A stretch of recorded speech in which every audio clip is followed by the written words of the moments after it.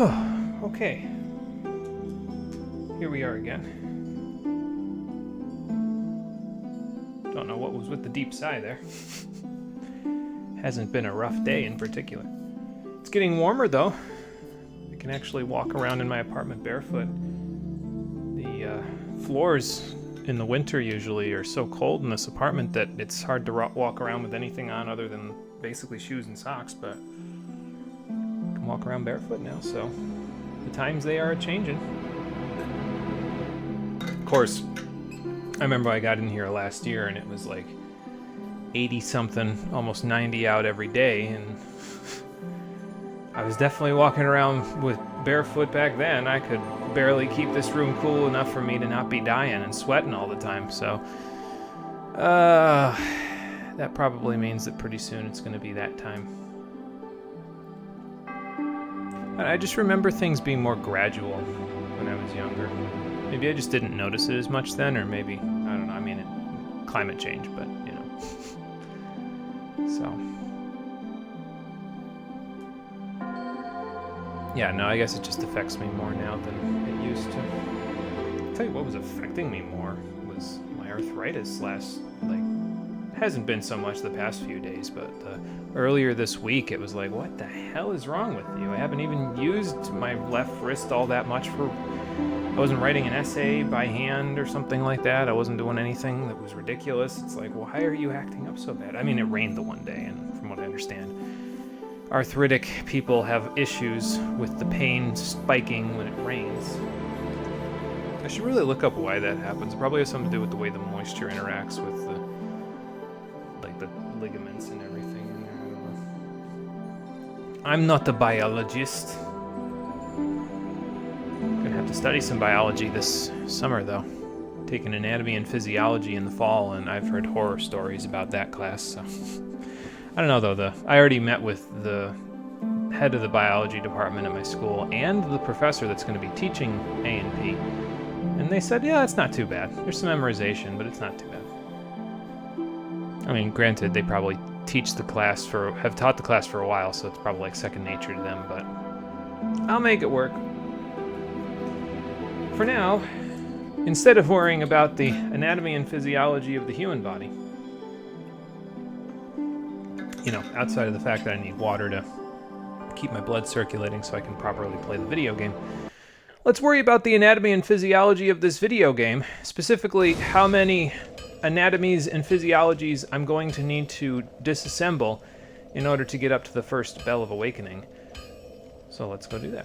How you doing, everybody? Welcome back to Dark Souls, the stream edition. Last time we began our adventure again. As some of you may know, I mentioned it in the first stream. This is our second take at this project. I did 3 streams of this for a week, and then I had to take some time off to get caught up on school stuff. And then we're back now to play it again. And I decided I wasn't really happy with the build before. The build before was like really spread out. I was gonna do like a crossbow plus a whole bunch of different kinds of magic type of a run, and it was not really... Like, the DLC would have been absolute hell if we had done that build. So I'm kind of glad that we switched, because now I just get to bonk things. And honestly, who doesn't love a good bonk, right? Like, just two-hand that weapon, jump forward, bonk. Uses a bunch of my stamina, but we have the Grass Crest Shield now, so that'll help with the stamina recovery part. So that's nice. Get that rapier shit out of here. Take this man down at the knees. Gotta lift you at the knees, big boy. Maybe some Diet Kitty Crisps are in order. Alright, we took out the Channeler last time on our way up here, so now it's just the 10-ish hollows that are with him. And I have a plan for them. Leave a little present for them to go at. Oh, it ran out already. Well, that was not so good. Thought we took a few of them with us. Just kind of jump at them. Okay, well, that's not going to work. Go this way. Jump at him and bonk him. Okay, he did the jumping attack this time, so... I'm going to have to give them some room. 1, 2, 3. not bad. I think we're pretty close to done. I think there's like 2 more. 3 more? Something like that. Okay. No, not rolling forward, sir. Rolling backward. There we go. Send their bodies all over the place. Why the hell not? I was figuring the Alluring Skull would have worked pretty well against them there, but it only lasted like 5 seconds, which really doesn't help me all that much. Maybe what I should do if I wanted to do that is like lure them towards me and then throw the Alluring Skull at them, because then that would make it so that they actually like are in the area and they just kind of like crowd around one of them. Of course, they can't, there's no friendly fire, so they can't like kill each other, which would be really funny, but... Ow. Nice thrusting attack, sir. Give me a moment. There we go. Here is my retort.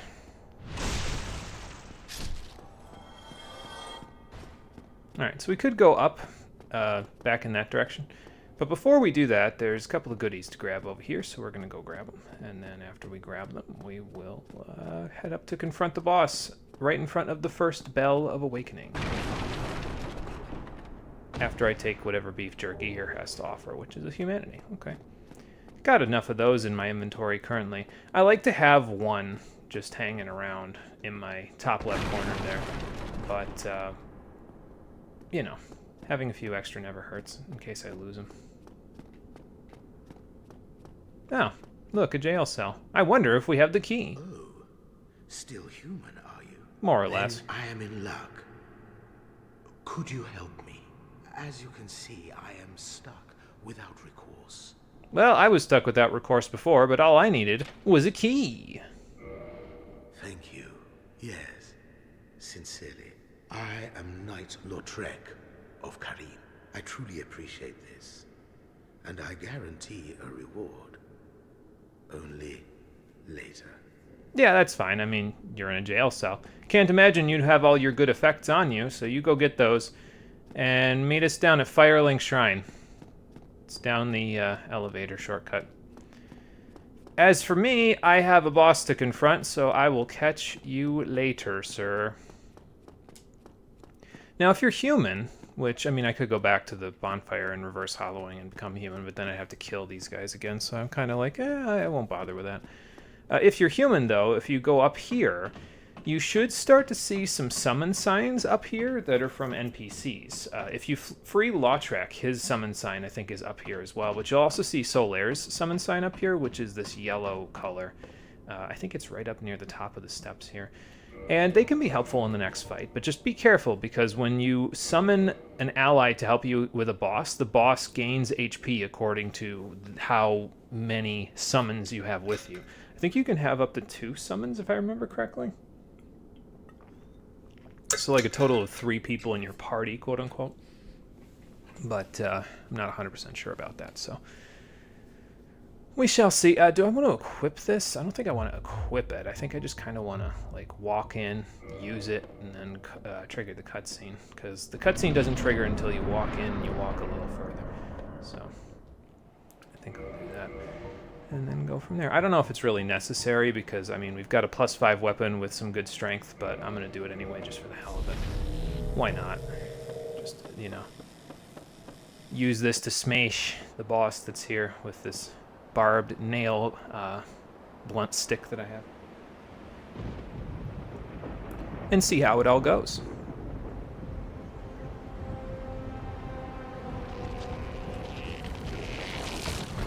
Knock, knock. Where's the rock?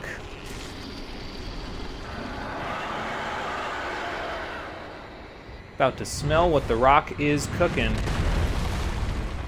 And the rock is trying to cook up my death. One of the build possibilities that I was planning on maybe trying involved getting a gargoyle halberd from these guys. It didn't really work out, because it would have required a little bit of RNG. Well, this is an unfortunate circumstance to be in. Hold the phone. Okay, no. Hold the phone. Hold the phone. Out the back. No, one of them's right on top of me. Good. Love that. I love that. That's a incredibly fucking great. You know what I did is I sprinted, and when I jumped, he hit me out of the air, and that off-balance hit that he did to me, just because I had him at the low HP that I did, it's caused his friend to come in, and once his friend comes in, it's just a crapshoot. So, we'll try that one again, and this time, ideally, we won't get knocked off balance. Because once you do get knocked off balance, it's kind of hard to recover because, like, or rather, it's hard to recover when there's two of them, I should say. Because if it's 2-on-1, you have to pick your attacks of opportunity a lot more carefully, and at this low level, that can be tough. So, but let's give it another shot, shall we? Kill this guy on the way. Probably kill his friend too, since he's sneaking up. The other guy's not really bothering, so I don't know if I should... Well, no, I probably should, because knowing my luck, he'll sneak up on me while I'm trying to deal with the Balder Knight, so... Let's not do that today. Alrighty. And then off we go again. Probably doesn't help either that I'm not currently in full armor. See, that's what I was talking about previously, though, where you might... not get, whatchamacallit. You might not get the riposte if you don't just hug their hitbox when you try to, like, parry riposte. So, I wasn't hugging his hitbox there, evidently. Or not hugging it enough. So, alright, so attract some attention. Throw this at him. And then let them go crazy. Okay, I mean, yeah, no poise, that makes sense. Okay, that's 4. 5. No stamina. 7. Counting with monochromium, there are 10 of them. Okay. And that's all of them. Good. I wouldn't mind using all of the alluring skulls that I have in my inventory, if I'm honest. I wonder if those work on the gargoyles. That would be kind of an interesting thing to know, actually. Because if they do, then I can kind of, you know, distract them for just a moment while I don't know, beat one of them up pretty good. All I gotta do is get behind the one. I mean, the one was kind of being very picky as it was because he was just deciding he wanted to fly every single place except for right on top of me right away. And, I mean, I stagger you in 2 hits. So that's, you know, great. See, much easier once you get rid of the one. Got a shield, that's cool. Pardon me, buddy, I'm gonna go grab my souls over here, and then I will confront you 1v1. You gonna breathe again? Yeah. I don't know what you ate, but you need to slow your roll on it. Okay.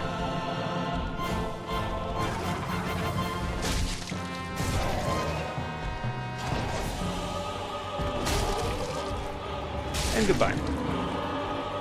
See, much more manageable once you get it down to 1v1. Not even bad. Get a twin humanities for beating them because there was 2 of them. And, wait for it, 10,000 souls for defeating them as well. So that's not bad. That'll help. It'll get us a few extra points to use towards a few things. So that is a good thing. I'm thinking I might use a good chunk of that, actually, to +5 the hand axe, because I have a plan for a boss coming up. It's not the next boss we're going to fight. It's the boss after that. And I have a plan. It's, excuse me, probably kind of silly, but yeah, we'll see. It might work out okay. But we don't have to worry about that for right now. What we do have to worry about is pulling the lever and activating the first bell. I should mention, you don't have to ring this bell first if you don't want to. The second bell is down in Blighttown, so if you really wanted to, you could go all the way down to Blighttown immediately and just beat the boss that's there, that's in front of the bell down there. Don't ask me how the second bell can even be heard down there, but it can, apparently, from the 2 bells that... You need to ring the 2 bells to open up a gate, basically, and we've actually, I think, seen the gate when we were over by the Andre's blacksmithing spot. So, but yeah, if you, whatchamacall, oh, hey man. Didn't see you there. You were still as a statue, but I'm not even sure if you were here previously. Yeah, so if you wanted to, you could go down to Blighttown, ring that bell first, then ring this bell, and you won't get a separate cutscene, but like it'll play the cutscene that would normally play after you ring the second bell, after you ring this bell instead. So, greetings. I am Oswald of Careem, the part. Oh, you know a Lautrec by any chance? Yet magnanimous are the gods. I'm gonna guess that's a Cometh out no. to confess, or to accuse. For indeed all sins my domain. Okay, I don't know if I've done anything that needs absolution just yet. I'll take a gesture, though. Well, what is it? Give everybody a big ol' hug. Yeah, I have not sinned, so I don't need to do any of that. You can, however, if you join a covenant and you don't want to piss them off by abandoning their covenant for somebody else's, you can abandon the covenant safely with Oswald here, and they won't get pissed off at you for it, so... Like, normally it'll stick you in the Book of the Guilty if you abandon a covenant without doing the abandoning here. So, and then you could get invaded by other people later on in the game, but for now that's not really a thing we have to worry about. So it's got purging stones, though. That lets you get rid of curse buildup. Breaks any curses you have. He's not the one that breaks curses naturally just by existing, though. There's a different NPC a little later that does. I'm going to buy a Homeward Bone from him while I'm here, because why the hell not? It's got Karmic Justice. When you get hit enough times, it makes you explode. It actually doesn't make you specifically explode. It doesn't deal damage to you. It deals damage to the enemies in the area around you. It's probably pretty powerful. I've never used it myself, but there you go. I've used the Dark Souls 2 equivalent, but that's on a ring, I think, rather than a spell. So, I mean, it was okay there. It wasn't great. Velka's Talisman is an interesting talisman because it actually is a...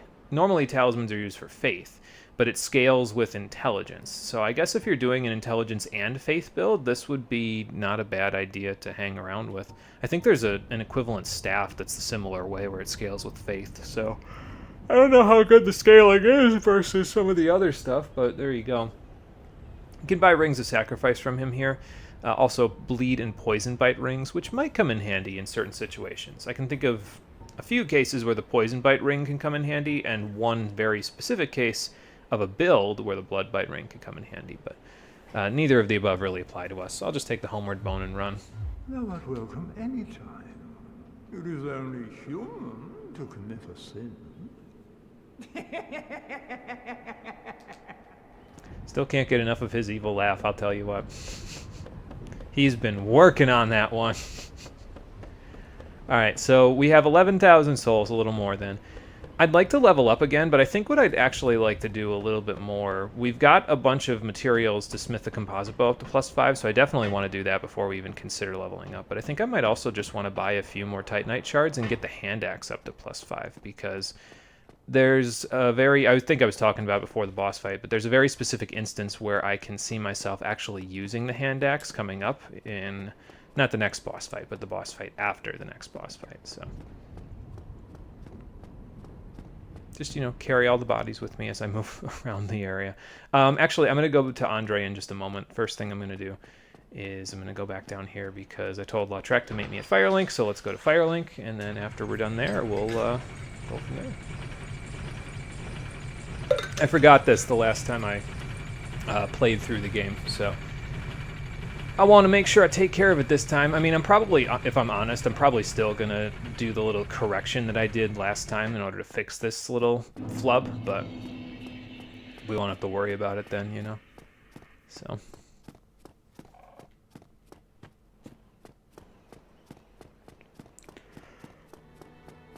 Whew. Been yawning a little bit today, don't know why. Maybe I just didn't get good enough sleep. I think I woke up to my brother's alarm in the other room. That's probably how light of a sleeper I am. I mean, his alarm sounds the same as mine, so it's kind of hard not to sometimes, but... Anyway, Lautrec. Ah, hello there. I have your reward. Please, accept it. Cool, thanks. A sunlight medal. I'll take I'm it. grateful to you for freeing me. Uh-huh. Not enough for you? No, I'm just a little creeped out by your laugh, man. Let's not be greedy now. You haven't quite perfected it the way that Oswald has, which makes me a little, little intrigued by the idea. Yeah, maybe I should talk to Crespro. Why, what a surprise. I didn't expect you to make it. To be fair, I've died Somebody 3 rang the times bell. Wait, doing that. was it you? Yes. You never give up, do you? I don't know how you do it. I just Well, keep don't going stop forward, now. one foot in front of the other, Only man. one more. But it's going to be suicide. Uh-huh. We'll see about that. I don't know what makes him think of that. How bad could Blighttown possibly be?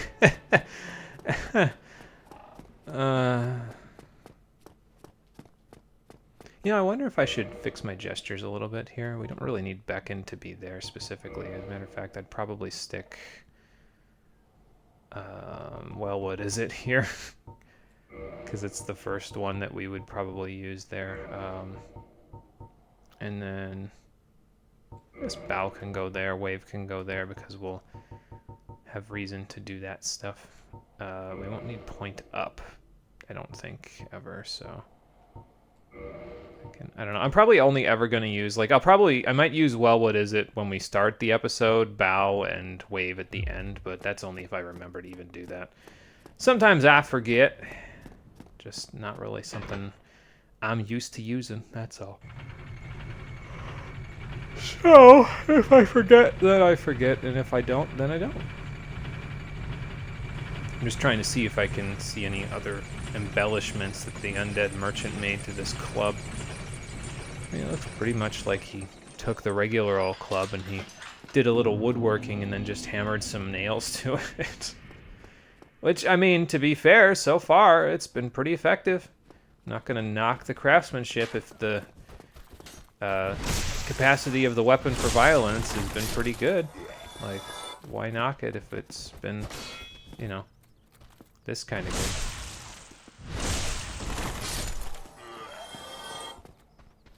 Alright, come along now. Got you guys a number at this point. Of course, I've been parrying these hollow soldiers since the very first time I played Dark Souls because everybody said, hey, make sure you learn how to parry if you're going to play Dark Souls. And I said, okay, cool. So, learned how to parry on like the first playthrough. It took quite a lot of time because I had only ever played... had I played Metal Gear Rising at that point? I think so, but I think I'd only beaten it once at that point, so I hadn't really played a whole ton of games that would have allowed me to perfect my parrying, you know what I mean? So, yeah, you know. We'll put the Sunlight Medal away for now. We'll take it back out in a little while. I'll have a use for it, just not yet. Got a large soul as well that we can use, so I'll keep that in mind. Let's see, those will get the composite bow to +5. And you know, I actually thought about it. I don't think we even needed this green Titanite shard all that badly. you get them as drops a little bit later on in the game, and by the time we actually need them, we'll be able to get them as drops from enemies 5 at a time. So you only ever need 10, or I'll only ever need 10. So like, yeah, definitely not necessary to grab that one. I mean, I guess I was gonna die anyway going through that area, but going through New Londo to get this, but yeah, definitely didn't need to make that stop. Oh well, it is what it is. How's the gargoyle shield? Well, it's got good lightning resist. That's not terrible. Is it a small shield? I think it would say small shield if it was a small shield. Yeah, it would say small shield if it was a small shield. So it's a regular one. A rare example of a metal shield that does not reduce physical damage 100%. Interesting. Alright, well, we'll keep that in mind. I'm actually thinking I might use a different physical shield. Like, I might buy one from Andre, either the Tower Kite or the Caduceus Kite shield. Excuse me, and if I do that, I don't think I'll take it all the way to +15. I think I only want to take it to +10 because it's... stability at +10 should be good enough for any situation where you actually have to block stuff. Sometimes we'll need to block and the Grass Crest shield just won't be enough for it. I mean, if I took it up on stability a little bit, it'd probably be okay, but it wouldn't be great. It would only ever have like 60-ish stability, which is not always enough to get you by, so. Well, hello again. Hey, Andre. You seem to be doing all right. I'm alright, Need still beef anything jerky, but forged? I'll fix that later. Alright, so repair what we've got. There we go. And now let's reinforce our composite bow up to +5. Just to have that all done. And then we can very easily buy enough Titanite to get the hand axe to +5 as well, so I'm going to do that, I think. For a very specific reason. I wouldn't worry too much about it, by the way, if you're not, like, if you're a little short on souls or you want to use them for leveling up, because later on you'll be able to get a lot of Titanite very quickly, but I've got the souls and I don't really need to level up all that badly for now, so I'm going to grab these 9 and then reinforce the hand axe to +5. The strategy that I'm planning on using this for is probably really stupid, but hey, you know, Don't get it'll yourself probably be killed. okay. Neither of us want to see you go hollow. I wonder if I should go human again before I go into the forest, but maybe not, because I think there's a couple of opportunities in the... we're going to go back to Darkroot Garden right now, and we're going to explore around there for a little bit. Won't get the whole garden explored, but the vast majority will be by the time we're done. But I don't know, there's a few opportunities in there where I could just die because enemies just gang up on me, so I don't know if it's a good idea to do that. 2601 to get the level. I could use the large soul that I have, I guess. Or I could just go kill these guys like one more time to get some nice quick souls. Because each of these guys, if I get a backstabber or a post, will give me like 96 souls, which is enough after 2 to get me to where I need to go. It's almost enough after I do 1, to be fair. Sprint right around him. Didn't know what hit him. Same here. Okay, that's enough. You get to live. Bye! But with that, we'll have like 78 souls left, it looks like, after we level up once. And I'm just going to put it into strength, because that's all we really need for a while here. So, since that's the case, we'll just dump the point into strength and move along. Maybe I'll buy a couple of wooden arrows on my way out. I should be able to get quite a few because I have 78, which I think will get me 26? How many do I have? I got 82. Okay, well. 108 now, so I don't know. I kind of like in some cases to go into places with as few souls as possible, just so that I don't lose them. It's like, yeah, I might as well use them, you know, at that point. I could get 1 large arrow. Nah, we'll just dump into wooden arrows for a little bit here, and then we'll go from Don't there. get yourself killed. No. Thanks, Andre. I will try to follow your advice. I think I'd eventually like to switch to large and feather arrows exclusively, but we're going to need a few more souls just on hand from the enemies and our, you know, just on hand in general from the enemies and bosses we kill in order to be able to buy those more reliably. I mean, we can't even buy feather arrows yet, so...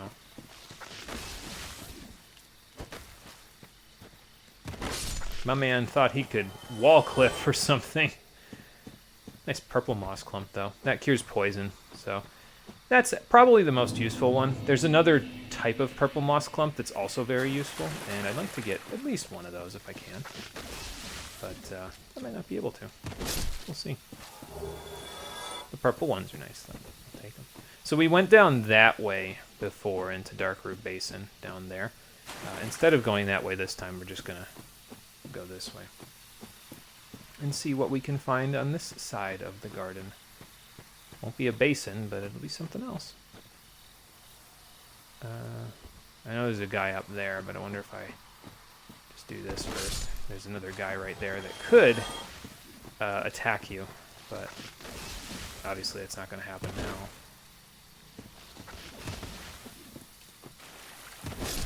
Nope. More blood red. Don't really need those, but I'll take it, I guess. That one didn't drop anything. I think, yeah, there it is. That item up there is actually my target right now. So we're going to go grab that before we do anything else, and then I think I'm going to try to make... There's a boss in the area, so I'm going to try to make a beeline for the boss.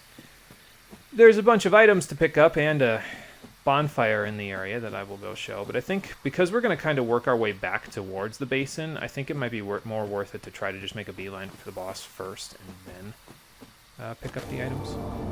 Yeah, so you can whack certain walls in the game, and they are actually illusory walls, and they'll have goodies behind them. In this particular case, they have a bonfire. I'm not going to sit at it because Andres has 10 flasks, and it isn't really that difficult of a run back from Andres now that we killed the Titanite demon. So I'm just going to leave that one to rest there for now. The other thing is that there's 4 of those. I don't remember what those things are called. I think they're called scarecrows. Those vine enemies there. And they can drop moss clumps. So if I have to make the run back, I would much rather actually make the run back from Andres because then I could kill more of them. So that's good. That item, there's a bunch of the tree enemy guys. Well, actually, not tree enemy guys, because if you want a tree enemy, well, go through the fog gate here and look to your right. And there is, in fact, a moving tree over here.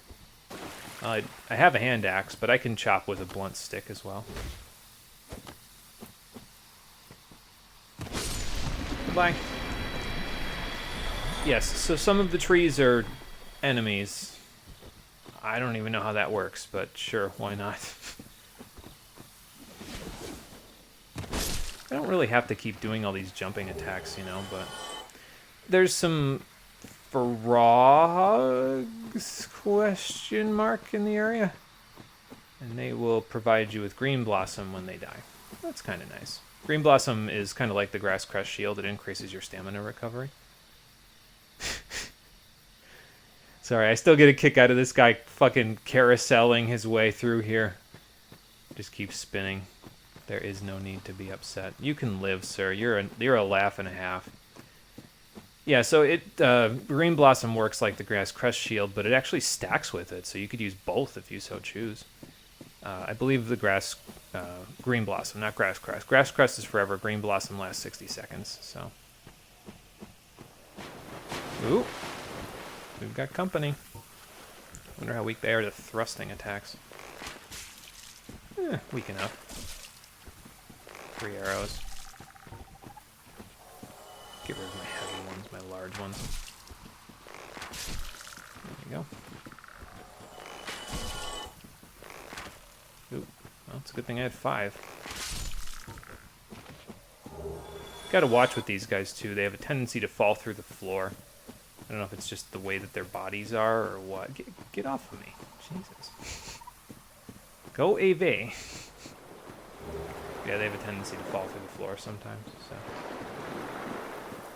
The hell is that noise? Something's splashing around. So yeah, see, there he goes, falling through the floor. Alright, well, Soul Proud Knight over here, so that wasn't a bad little excursion. Probably could have killed all those guys with melee as well, but, it's fine. What do we have here? Ah, living stone. Gotta wait for these guys to stand up before they'll actually start attacking you. However, because they are made of stone, they are actually weak to strike damage, which we have in spades now, unlike the previous time we played this, because we were just using regular physical damage. Strike damage in this game is pretty powerful. There's not really a huge ton of enemies that are heavily resistant to it, and the ones that are will have tools to take care of outside of that, because usually if they're resistant to blunt, they're either resistant to all physical damage or they're weak to thrust or one other damage type that I'm going to invest in. So, yeah, being able to two-shot these guys, super nice. They have a tendency, to cast that spell that they were just casting there. It's called Tranquil Walk of Peace, or T-Wop. If you get T-Wopped, you can't roll, I don't think, or sprint at all. You have to walk slowly wherever you're going. So, not very much fun. I'll tell you what is much fun, though. The Wolf Ring. It boosts your poise stat by 40. It also apparently gives me more attack power. Somehow? Don't know how that works, but sure. Yeah, so now, basically, with 40 poise, I won't be immediately staggered by every single physical attack that hits me. I can even take a two-handed hit from an axe or a hammer, actually, and just kind of tank right through it, and my poise won't be fully broken, which is kind of crazy considering I'm not really wearing any armor. The Wolfring is one of my favorites because poise in this game is actually kind of nice in some cases, because sometimes when you're using weapons that have a little bit of a wind-up like this one, being able to trade hits can be fairly useful. Again, need like carousel music or something with this guy. He's crazy. He's going crazy with it. All right, we got 9 Estus. We got the Wolfring. I kind of feel like just running to the boss would be a good idea. Get out of my way, dead body. Stop moving, you're dead. Now, there's some goodies in this area as well, but there's also quite a large number of enemies. There's some stone soldiers. There's some more of the scarecrow guys. There's a couple of other types of enemies here that are new to the area. So I'm thinking is maybe like we go, well, we don't have to go kill the boss of the area. We could like slowly work our way through here. Oh, that was me. Okay. Like we could slowly work our way through here and grab a few things while we're at it. So, like I said, you got to wait for these guys to stand up before you do any attacking, or they'll just tank right through it. So, yeah, like I just did. His great sword that he whacked me upside the head with, and I was still fine. Oh, that's something, I'll tell you. Wolfring, pretty good. You're definitely going to jump out at me if I don't do this. Thankfully, I have a jumping heavy attack that definitely messes those guys up, so that's good. I'm just trying to see if I can see any more of the scarecrow guys. There is like an ambush in this forest. I think it's right over by that item, honestly. Where there's just a bunch of scarecrows and a stone soldier. So I'm going to try to clear the ambush as best I can before it becomes a problem. Oh, that's just you moving. Okay. There goes you. No drop. 2 stone soldiers, huh? Alright. I'm probably going to awaken his friend in the process of doing this, but... Oh no, he's still down and out. Oh. Alright. Oop. You guys had no hitbox for a minute, but now you're both dead, so that's good. Make it a little easier to fight this guy. Keep running him in circles. Get him dizzy. Get him casting T-Wop, because once he casts T-Wop, he has to stand still for a minute, and that will make my job a lot easier. Ah, there's the other moss clump. A blooming purple. Get off of his body so I can grab his purple. Blooming purples cure toxic, which is a big problem in one of the later areas. Well, not later areas. We're going to go there pretty soon. But if we pillage this corpse, we get the Elite Knight set, the set that Oscar was wearing. Oscar was the knight that we actually saw in the Undead Asylum, who gave us the key to get out of our cell, and then died because the Asylum demon smashed him through the ceiling. But we can wear his set now, so that's kind of cool. I'm actually going to wear the helmet. It's part of my plan for my final armor set. But we need a little bit more. I think if we tried to wear it now, yeah, we'd be way overweight. Yeah, we'd need 64 units in order to wear it at the moment. So since we don't have that, we won't be wearing it. For now, anyway. Did I miss the... There's like a little alcove over here somewhere that you could go inside of. I think I missed it somewhere here.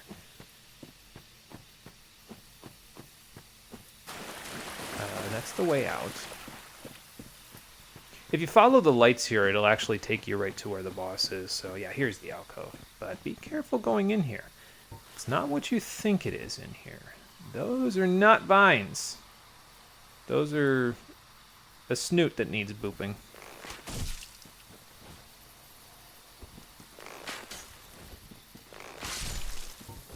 So let's boop the snoot. Those snakes, I believe, build poison when they hit you. It's either poison or toxic. I don't remember which. It's weird, though, because there's only like 2 of those guys in the whole game, so they're not a very common enemy to deal with. I haven't dealt with you, speaking of dealing with anything, have I? Oh, let's go behind you. Nope. God, this weapon is so good against enemies weak to strike. So much damage. I love it. Alright, I see another snoot that needs booping.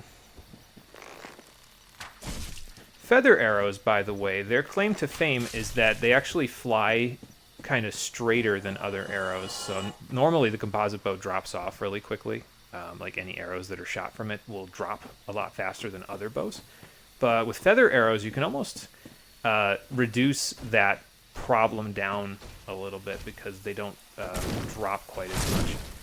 They fly straighter and therefore a little farther before they start dropping, which can be helpful. Did I kill everything here? I think I did. Okay, cool. Well, we're holding on to quite a few souls, but it'll be fine. Let's get ready for the next battle. There's actually a summon sign right there if you're human, but since I'm not human, I'm not going to bother. We took care of all the enemies around here anyway, so it's kind of okay. Hold on to our feather arrows because they'll be useful. Do some chip. And go confront another boss. Only 20 minutes, I think, after we beat the gargoyles. Sure, why not? Nice and quick little area. Let me itch my back before I start. There we go. So we can confront the Moonlight Butterfly without a hindrance. Oh, okay. There you are. Come on down. Got an arrow for you. If I can hit you. There we go. Stand still. So his little claim to fame is the magical pellets that he pelts you with. You can chip him a little bit while he's flying around with a bow and arrow or a crossbow and some bolts. So that's what I'm going to do. Alright, down to my wood arrows. Oh god. I would recommend putting a shield up, though, even if it's not particularly good at blocking magic damage when he's, you know, just flying around, and then, well, you can confront him once he does this. Okay. Get a little more damage off. We'll two-cycle him. When he starts to build up energy like that, I'd back off and heal, because he'll explode the area, and that would probably hurt quite a bit. You know, like that. That probably also hurt quite a bit. I was going to say, I don't want to heal just yet, because I know as soon as I do, he's going to decide to start shooting again. So.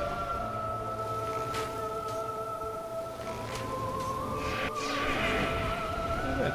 Use the sides of the arena to my advantage. If he flies over and you see him charging, I don't know where that shot was going, but typically when he flies over like that and he starts shooting, he'll hit the arena, and then hitting the arena, it'll cause a big explosion. You know, not something you really want to mess with. Ain't no messing around here, though. Got him pretty easily. And for beating him, we get our first boss soul, the soul of the Moonlight Butterfly, along with the humanity. No homeward bone this time, but we'll get one of those in a minute. And 10,000 more souls for beating him as well. And now that we have 3+5 weapons, and, I mean, the only other thing we could improve is our armor, but I'm not really worried about armor or shield improvement, really, either, until we can... There's a much easier way to get Titanite shards rather than just buying them from Andre pretty soon, so I'm going to worry about that then. So now we can use those points on leveling up instead. I wouldn't... So the Soul of the Moonlight Butterfly works like any other soul that you pick up. You can actually use it, and you'll gain some souls. But I wouldn't do that just yet, because it's actually worth, a little bit more to hold on to, kind of in a similar way to those Souls of a Lost Undead that we've been holding on to in our bottomless box. I would hold on to this one as well. These two, though, I would just burn, because they're not really... they're just kind of there. They're not going to be worth more than what you'd get for just using them like this, so we'll just get rid of them. And for beating him, we also get another reward up here from a petrified version of Andre's ancestor.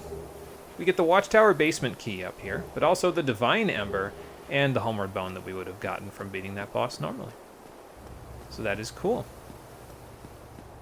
We also get a motorcycle outside. I don't know how audible that is, but probably when he flies past the house, it'll be more audible.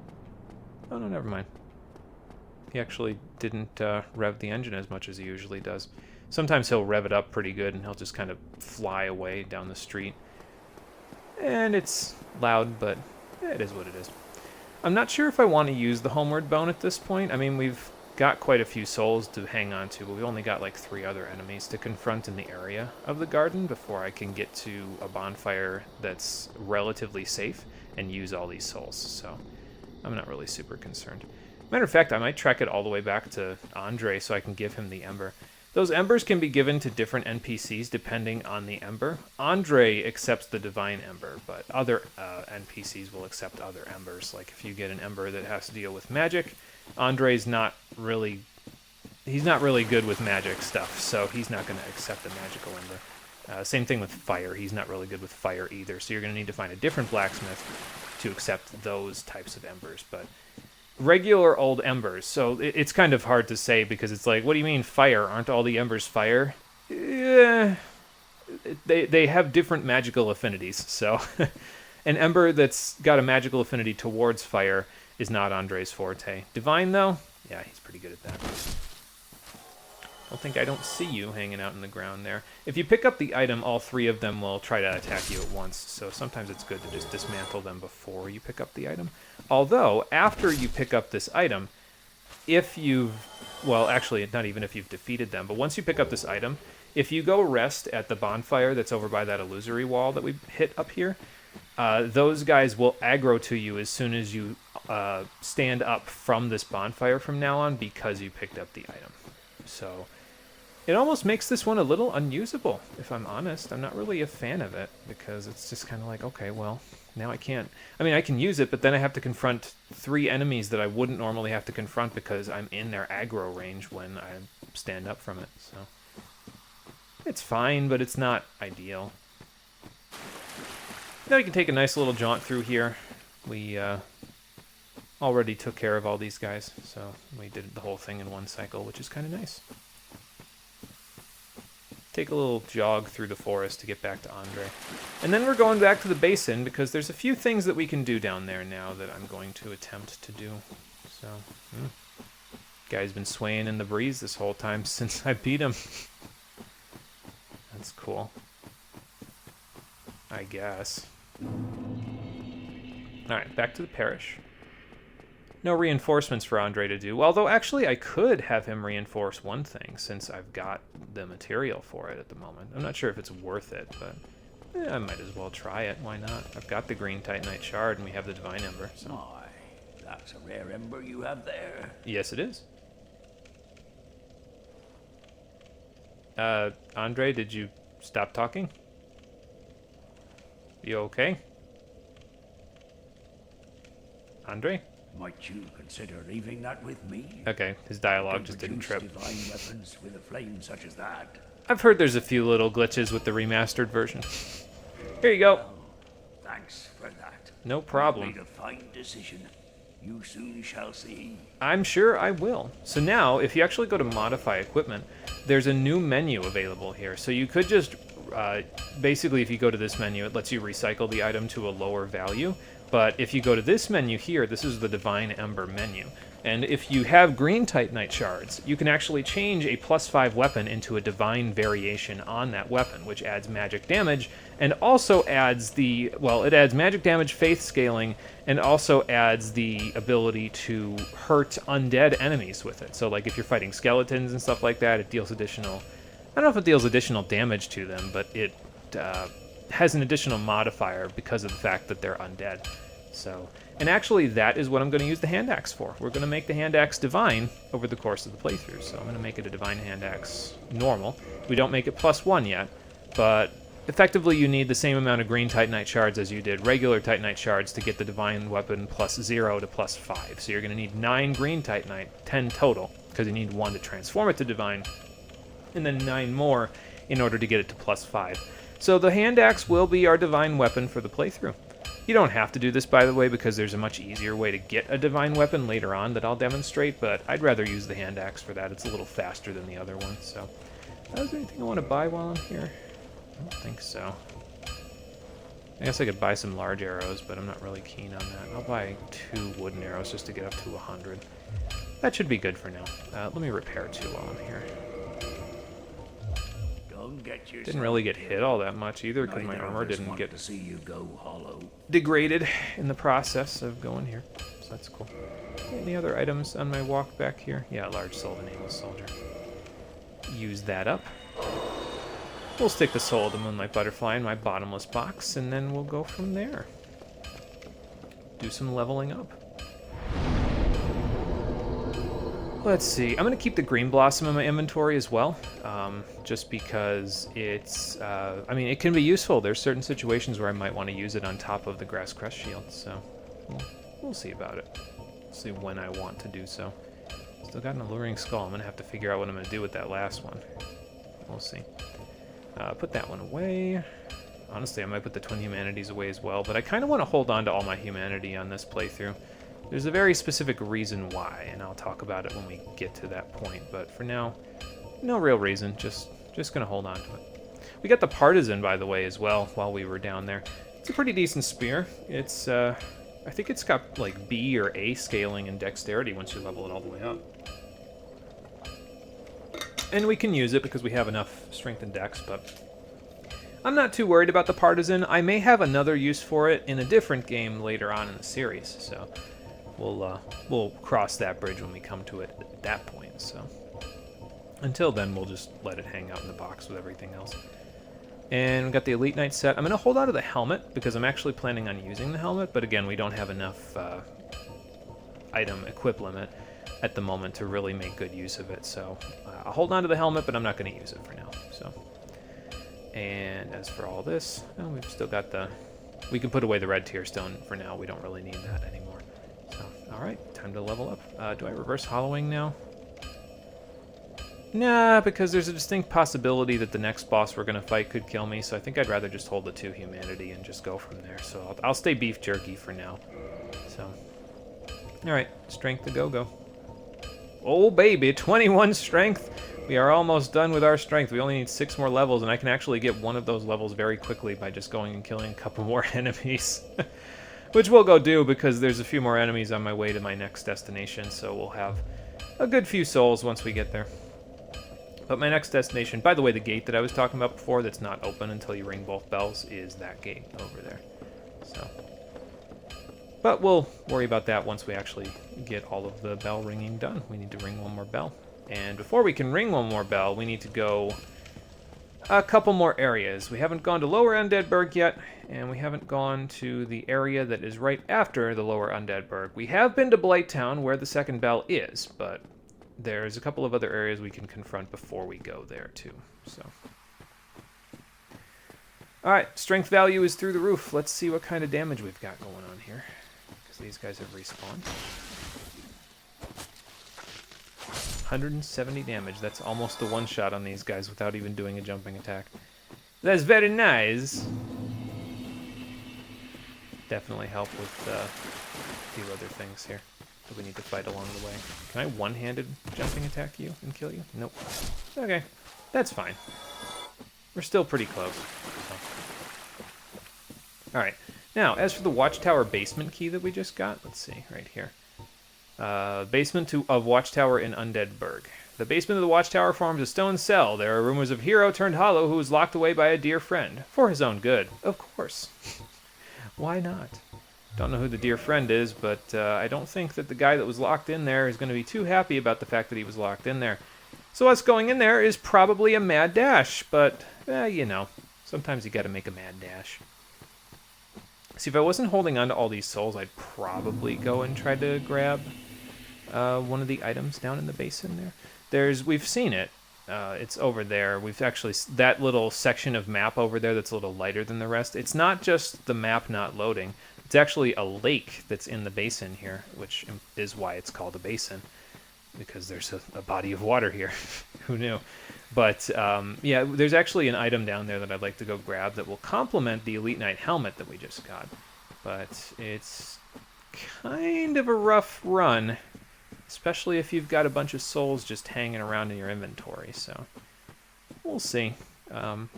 I mean, I'm headed that way anyway. Well, I guess I could rest at the bonfire down here by Black Knight Halberd guy, who is no longer of this earth. So, may as well. Why not? And I mean, I guess if I go in this direction, there's a couple of enemies that I can beat over there. I can just beat one of them, honestly, and then come back here, level up, have like almost no souls left, and then make a run for the item that I'd like to get. And then see if I can... I probably, in that particular case, want to equip Homeward Bones instead of that one last Alluring Skull. So I will do that. So we'll rest here for safety. And then we'll head that way. And we shall see what we can do. There's an enemy in the lake that causes a few headaches at the moment. We'll come back to confront that enemy a little later once we get a different shield. I want to get a shield that'll help us with the type of damage that they deal. So,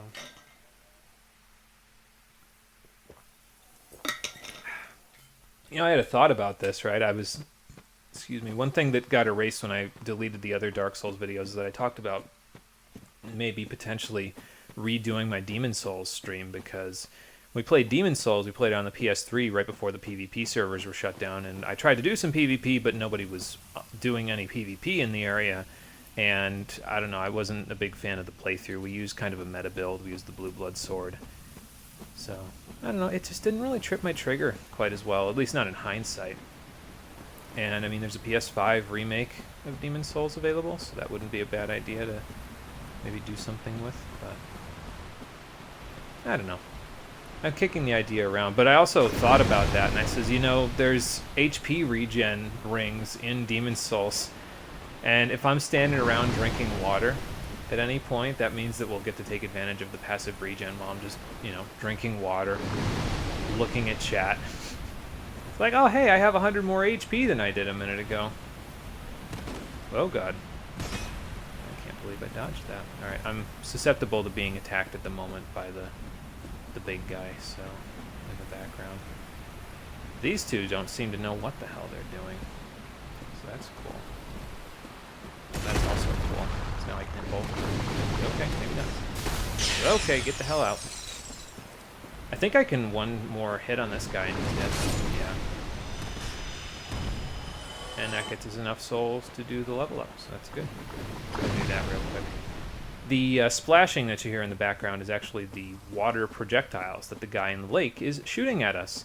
And they deal magic damage, so if you need to block them or reduce them in any way, you're going to want to try to build up your magic defense, which we don't have a whole ton of. The Grass Crest Shield only blocks, I think, 30% magic damage, is that right?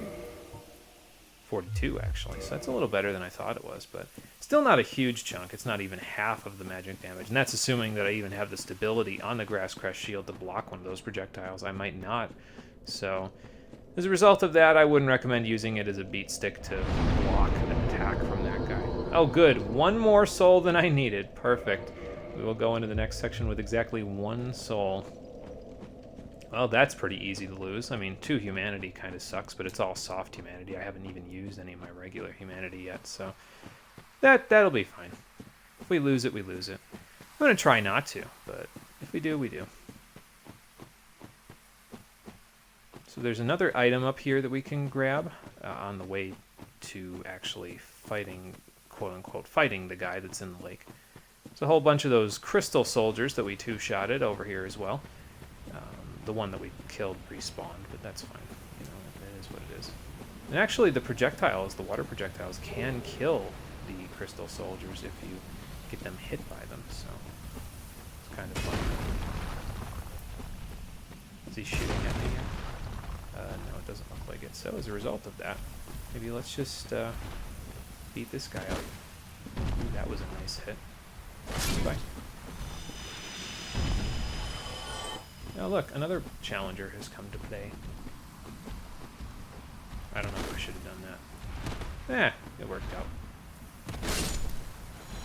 Note that we just got 9 more damage from a single point invested in strength. So that's pretty good. Can I actually see what that guy is from here? Not particularly. It just looks like a bunch of writhing tendrils at the moment. It's a Hydra. There's a Hydra in the lake. And unfortunately, because he's in the lake, I can't get up on the Hydra's back. So that's not a good method of confronting this guy, unfortunately. He'll start shooting at you as you get closer. The projectiles can clip the crystal soldiers, though, if they stand right in front of them. Like that. So that can be helpful. I'm not really specifically interested in clipping the crystal soldiers. I mean, I guess I could just, grab some of their souls if they're gonna offer themselves up anyway. Well, but, yeah, see, that guy got clipped. Don't want to stand in the same place for too long, though, because the Hydra's water projectiles might hit you, which would not be good. Or, you know, this guy could just sure you can you, which would also not be so good. Alright, we got all 4 of them, so that at least is good. I think those guys might be able to drop blue Titanite chunks, if I remember correctly. Could be wrong about that. Ow. Man. He read my juke. What an asshole. Oh my god. What an asshole. Alright, run before we get hit by... Oh my god. If 2 of those hit you at this point, by the way, you get one-shotted, so maybe don't get hit by 2 of them once. Once you touch the water, though, I think he goes melee. He'll start trying to bonk you with his heads, and he'll push you out of the water in some cases. You could actually attack him, but for now, we can't really move very easily through the water, so I don't think that's such a good idea. I'm just going to get out of here. Bye. Ah, look, the item that will allow me to move better in water. It's like the game heard me. Anyway, for going down there and taking care of that, we grabbed the regular Old Knights set. And the regular Old Knights set is a little lighter than the Elite Knight set. We still can't quite wear it without being too heavy. I mean, I could if I take off my helmet, I suppose. But then we get to see my beef jerky face. So, I mean, I guess that's fine. I don't mind doing that because this is 2 pieces of the armor set that I'm actually going to wear going forward, so we can do that. And pretty soon we'll be able to put on a 3rd piece, because where we're going to be able to build our, not our stamina, but our equip load by quite a lot in just a moment. So we'll see what we can do about that. Let's just put away the other stuff that we grabbed. That soul I could actually probably use as well, although it doesn't really do me much good right now, I don't think, because we don't quite have enough souls in our pocket to actually do anything with it for a little bit. So, but yeah, so Elite Knight Helm we'll be using. We can put away the rest of the Brigand stuff. We'll be using the Brigand trousers, the Knight gauntlets, and then one other piece of armor that I don't quite have access to yet. So we'll work on getting that.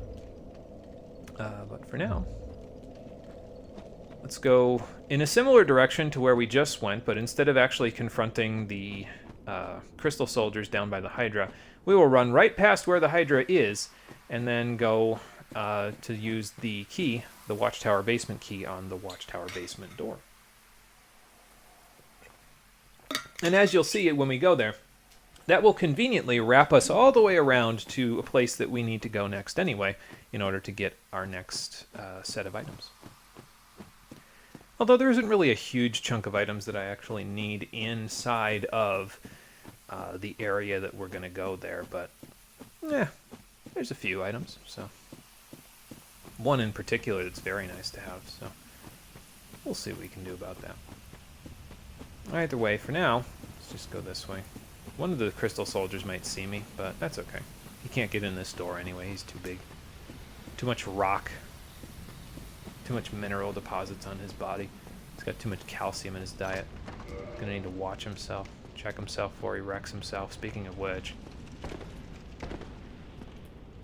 Hey there, man. Probably should have gotten a better shield for this before I did this, but this is Havel. He's very heavily armed and has a very large stick. Finally, a worthy opponent. Our battle will be legendary. Yeah, if he hits me with any one of his overhead swings other than maybe his one-handed R1, I'm dead in one hit, so. But it's the same thing as always, just watch when his arm comes forward, and that's when he's actually about to hit you, so. Gives you 3,000 souls for beating him, and also one of the most important rings in a large number of Dark Souls 1 builds, Havel's Ring. Sorry, old witch's ring, I'm going to keep you in my inventory for a while, but Havel's Ring is just flat out better for what we need because it boosts your maximum equipment load by 50%. Makes it much easier to wear a whole bunch of different types of items and still fast roll. As you can see, I have now put on the Elite Knight helmet, and I can still fast roll with it. So that is quite nice. We're going to need more endurance before we can quite wear all 4 of my pieces of armor. We don't even have my 4th piece yet. These 3 are ones that I'm going to wear, but I need to collect the 4th piece. But we're going to need a little more endurance before we can equip all 4 of those, plus the composite bow, plus the reinforced club, plus the grass crest shield, or any other 3.0 weight shields. And still be able to light roll. But since we won't have to worry about that for a little bit yet, I'm going to hold off on the endurance for just a little while. And we'll make it work when we make it work. But if we open this door up, we end up back to this area. This guy was the one that kicked that flaming barrel down to us right before we came up here, beat up the crystal lizard that was up one more floor here, I believe. Yeah. Because this is the bridge, the rampart, where we fought Taurus Demon. And I don't think the crystal lizard respawns. I think once you beat it, yeah, they're gone for good. These crossbowmen up here respawn, though, so we may as well beat them up while we're here. Because why the hell not? Okay. With the wolf ring, I can poise right through your crossbow shots. Don't care. Still don't care. Probably should care. One of them is sticking out of my spine. But, you know, beef jerky. The pain is quite dull. Alright, well anyway. We'll run back across Taurus's arena, because you may remember previously that we've basically used all but one of the keys that we've gotten for something already. There's one left that we haven't used, and that's the basement key. Well, if you come back down here to where the Hellkite Drake first showed up, on the bridge here, where Solaire was met over there, we can now open this door using the basement key. So that's what we'll do. I thought I was about to fall off for a second, so that's why I stopped dead. And then take the long ladder plunge down. Can you imagine climbing down this ladder at Demon Souls ladder speed? Like, oh my god. It's not a wonder they made it so that you can slide down ladders in this one if they were going to make ladders that long. If you had to climb that at Demon Souls ladder speed, like, that's the regular climbing speed in this game, slowed down by about half. So imagine climbing all the way down that at 50% of the speed that you normally do, and that you get a good idea of how it was in Demon Souls. It's why they couldn't do a lot of verticality with the Demon Souls levels that still had ladders anyway. Usually, if the levels were vertical, it was because you were going down, not because you were going up, so that way you could drop. But then getting back up was a major pain in the ass, so... Oh, it was... If it wasn't one thing, it was another, but... I don't know. I still enjoy Demon Souls, personally, so, like I said, I have distinct thoughts about maybe going back to it, especially since there's a PS5 remake of it. I don't really know a whole lot about the PS5 remake, if I'm honest, but, you know, it might be good. Made by Bluepoint, if I remember correctly, and they're pretty good, if I recall. So. That door up there, by the way, leads to the bridge where we got carpet bombed by firebomb guys. It was over in the side of the room. Somebody broke something. Somebody's frustrated he can't get to me. Because this door's in the way. So anyway, we've got our Divine Hand Axe equipped. We're not going to be fighting any enemies that are undead down here, but it's probably more worth it. Actually, it's even more worth it not just to have that, but also to have a shield with 100% physical block, because there are some quick enemies down here that we will have to try to make quick work of. Release the hounds! Okay. Yeah, and the hounds actually cause bleed buildup as well, so that can be problematic. But just kind of let them deflect off your shield and then whack them upside the head a couple of times and you should have them. The hand axe will come in handy here for a little bit because there's quite a few fast-moving enemies in the area, all of them dogs, so... Well, actually not all of them dogs. There's a couple of fast-moving enemies that are not dogs as well, but...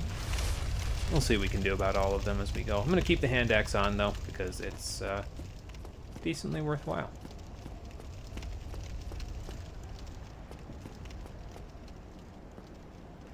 Oh, good. Just what I wanted to see, torch hollows. Alright, which one of you wants to whack me upside the head first? Ah, you guys are coming along, huh? Cool.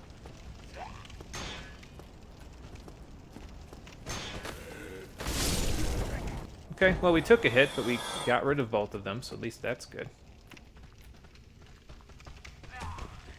I dare not, because my lock-on wasn't working there. I was going to say I could just, like, back up. then I would turn my back to this guy. And it's never a good idea to turn your back on a guy with fire. Alright, next. I could probably just chip a couple of you guys down with the wooden arrows. Oh, yeah. Nice. And then... I even get overkill souls for beating them with the composite bow. That's how much damage it does at this point. That's nice. Overkills, by the way, are kind of similar to how they are in Final Fantasy X. I know we haven't played that for the stream yet. Get off me. But if you defeat an enemy, with, like if you beat them over a certain amount of their maximum HP with a single hit, you'll get 25% more souls than you did previously. So Somebody, please let me out of here. I was wondering when you were going to say something. Help me. Unlock the door. Damn, I'm finished. How did this ever happen? Well, don't get all in a fuss about it, man. I got a key. Hang on. Yeah, the residence key opens this door as well. I don't know what the master key does now that I think about it. It might. Brilliant. You opened the door for me. Thank you. I'm saved. Not a problem. I thought I might never escape.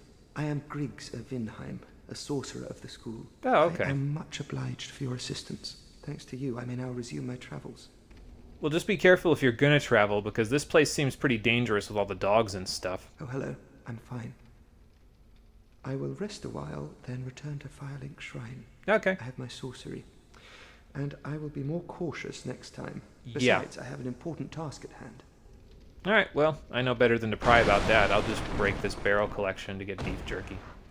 You get the Sorcerer's set and a Sorcerer's Catalyst from this guy. So now you can actually cast magic if you have magic at the moment and didn't bother buying a Catalyst.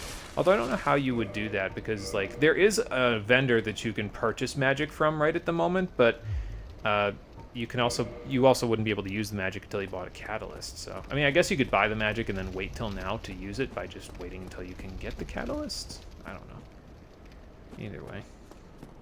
Okay, well that's boarded all the hell and back. This door looks like it has a few more polygons though, and you know what that means. There's an enemy behind the door. So let's beat them up while they're still locked back there. And if you kill those two, this door comes busting open, along with the other two.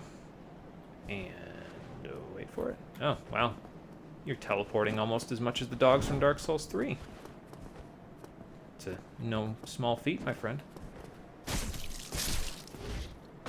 So yeah, there's hollow thieves down here that will try to fight you. They're the ones that were behind the door. Get the mail breaker here. It's not quite as good as it is in the early part of Demon's Souls, where it's one of the few very easy to get thrusting weapons. Oh, hollow thieves hood. Not bad. Wear another bag over my head, this one totally concealing my identity. That's okay, I'll keep my helmet. I like it a little better. Good to see the Divine Hand Axe two-shots these guys, though, because that will make things a little easier going forward, because we basically two-shot all the enemies down here. Which is not bad. Not bad. Sorry, I think I just saw a seam in the map there, unless that was just something that was, like, had a moisture texture, which I guess is possible. There's a few enemies down here, so I'm going to just take a quick drink before we do anything with it. Alright, so now I'm probably going to want to walk this way a little slowly. There's a dog over there. Can't tell if he's coming towards me or not. There's actually a couple of dogs. Yeah, this one's coming towards me. Get along, little doggy.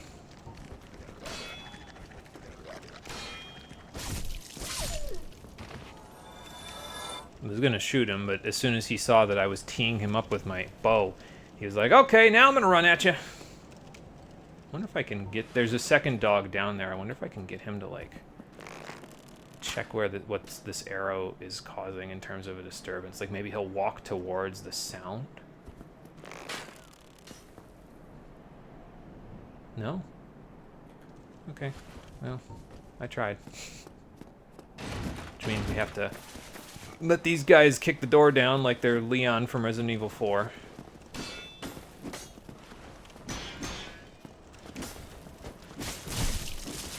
Alright, we'll back off for a second because there's 3 of them.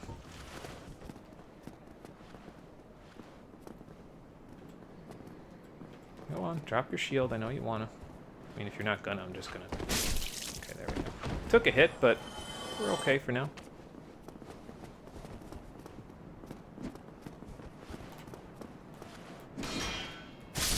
There. Just had to get both of them in one spot. Ooh, that's a nice drop. Had to get both of them in one spot so that I could just take them both out at once with the sweeping arcs of this weapon. That's a bandit's knife that we just grabbed. It's a pretty solid slashing weapon. It's a dagger, so it's nice and quick. It's got a good critical bonus. So basically when something has a critical bonus, it will deal more damage if you do a backstabber or a post on an enemy. It builds bleed. It's good for dex. It's very light. I wouldn't say that it's quite as good as daggers can be in Demon Souls, because in Demon Souls there was like no poise. So like daggers would let you stagger just about anything because they were quick, they had low stamina costs, so you could just kind of bang, bang, bang, bang, bang, like hit over and over again. In this game, daggers are a little bit more dagger feeling because they don't quite kill things from full to zero because you just have a massive stamina bar and go from there, but they're still pretty good.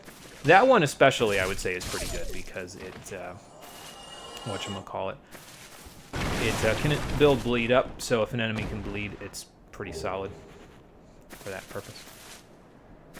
And it's got good dex bonus, so. There's a thief set for you, and a target shield. Target shields are pretty nice. They are small shields, so they're not really physically defensively oriented or defensively oriented at all. But target shields and bucklers are very interesting small shields. They have a unique type of parrying animation that gives you actually more parry frames than you would have any other way. So like normally when you parry with a shield, it looks like this with a medium shield. So you get like 8 frames of parry animation. If you have a target shield, it looks like this. And you get like 12 frames where you can parry the attack. So it's probably going to be my go-to choice for pretty much any other human NPC fight going forward in the game, basically. Like if we have to confront any phantoms, or if we have to confront anybody like Havel. Yeah, it's a good idea to have a target shield on hand because it will let you parry those guys pretty easily. Okay, well, he's not gonna come forward. All right, well, I'll just beat up your friend then first. How about this? He's trying, I'll give him that much with these throwing daggers. But he ain't succeeding, that's for sure. If you do get a bandit's knife drop here, by the way, I would hold on to it for a little while because you won't always have access to something like the Reinforced Club, which we have access to that has bleed buildup as well. It's not quite as quick on the bleed buildup as, say, the bandit's knife, but it's it still has bleed buildup, that's the point. But if you don't have access to bleed buildup, it will be useful for one very specific boss coming up in a little while here, so. Okay, get rid of that guy. We'll go up here first. The boss is over by that fog gate that I passed up there, but we don't want to go there just yet, so. Oh, hey there. You still have your senses about you. More or less. Why won't you buy some of my moss? I need your souls.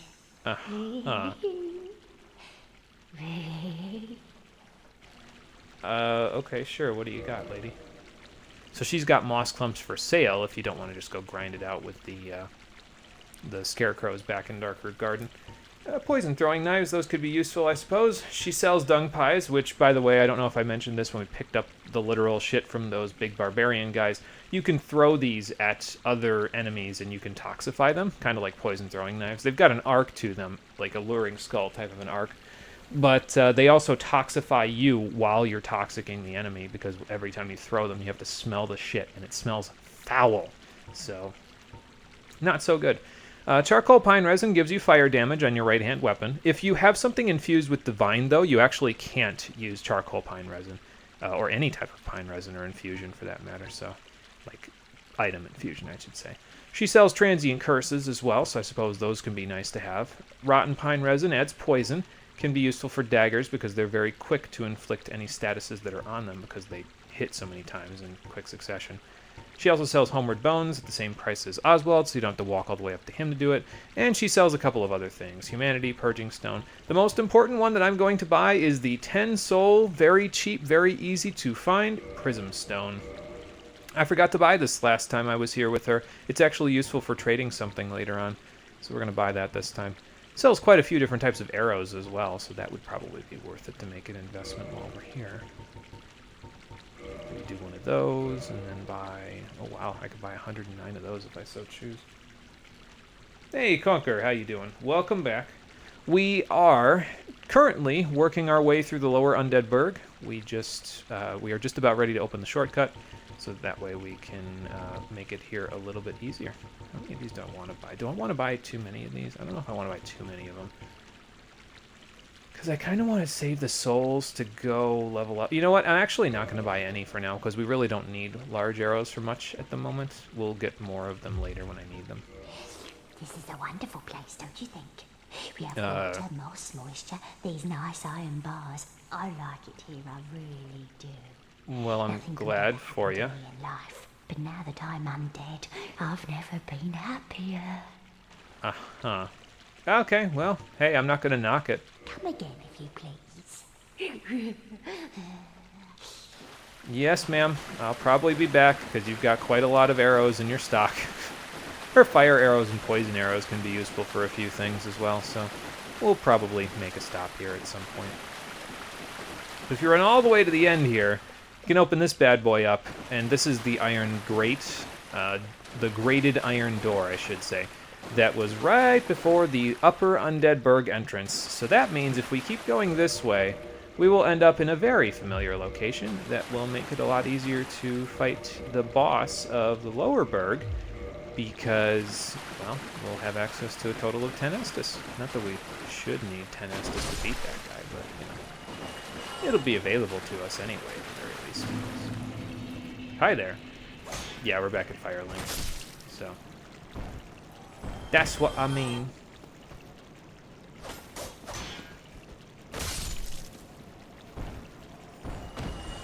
Still in the midst of a run of Kingdom Hearts. Oh, nice. Nice. Critical mode? Or rather, I don't think Kingdom Hearts 1 has critical mode. Is it Proud mode, I think? Or what's the... Is it just a casual run-through, or is there a specific challenge in mind with this one? What is the scoop? But it's always nice to go back to KH1. I enjoy it quite a bit. I think I mentioned it when we streamed the Final Mix version. I enjoyed the vanilla version a little bit better than the Final Mix one, but it is what it is either way. I think they're both pretty enjoyable, so. We erase half of this guy's HP bar now with the first hit of our riposts. That's nutty. Oh look, Griggs is over here now. Cool. What's up, Griggs? Hello. I regret meeting you under such compromising circumstances. That's all At least good. we both made it back unscathed. True. Incidentally, would you care to learn any sorceries? You're clearly talented, and besides, I owe you. Well, I appreciate Of course, that. we will require some materials, but I'm happy to teach you some elementary spells. Are you interested? Sure. Let's see what you got. Splendid. Very well. I am pleased to have a chance to give something back. Well then, let's get started straight away. Well, I can't guarantee that I can actually take anything from you at the moment, because I'm not sure if any of your stuff is stuff that I want. I was originally, the thing about how I usually play Dark Souls 1 is I usually grab Fall Control from Griggs here, because it's pretty solid. It lets you completely ignore fall damage if you so choose, and honestly, fall damage in this game is pretty common. You're dropping down from a lot of different large heights in a lot of situations. Now, it doesn't let you ignore fatal fall damage, but any other type of fall damage, completely mitigated. So it can be very useful, and I use it as a support spell a lot. Here's the problem. When I played Dark Souls 3, way back in the day at this point, I kind of played Dark Souls 3 the same way that I play Dark Souls 1 normally, because the spook spell is basically fall control and hush at the same time. So usually what I like to do with recurring games in a series like this is I try not to use the same build, so I'm not going to use fall control this time. And also, it needs 15 intelligence, which I'm not planning on using. I'm only going to get to 14 intelligence to use one very specific sorcery, because it's the only one that I really care for in a run like this. Even though I'm not planning on using sorceries, it's a sorcery that I can't really live without. I mean, I could, but I don't want to live without, so. But his stuff is good. Magic weapon gives you magic damage on your weapon. Oral decoys like an alluring skull. Magic shield gives your shield more stability. He sells a catalyst. He sells a couple of rings. They're both pretty good, but really only for sorceries. For now, we'll talk about what we can use those for something else later. Oh, a speedrun of beginner mode. Nice. Well, good luck, man. Hopefully it goes well for you. Speedruns of beginner, I think I remember them being... I don't know if they're as tough as Proud Mode ones, but then again, I think you get a few more goodies to work with in Proud Mode. In beginner mode, they kind of don't give you anything at the beginning, if I remember correctly, so... It has its ups and its downs. Master Logan is a great sorcerer and my teacher. Oh. Both of us came to this land as undead. But one day, he departed, leaving only a note. I suppose he wished to keep me out of harm's way. Oh. But where does that leave me? Good question. I had dedicated myself to sorcery, but Master Logan could find no use for me. So are you looking for him now? Is that what you're up to? Or, all right, sorry, man. I don't think there's anything there for me for now. Goodbye, then. Do stay safe. You too. He seems nice.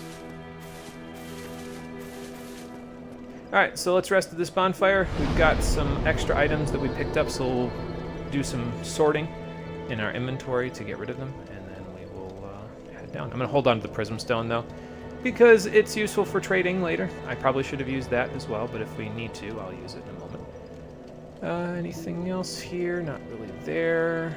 I can put the Bandit's Knife away. I've got something that inflicts bleed, so I don't really need it all that badly.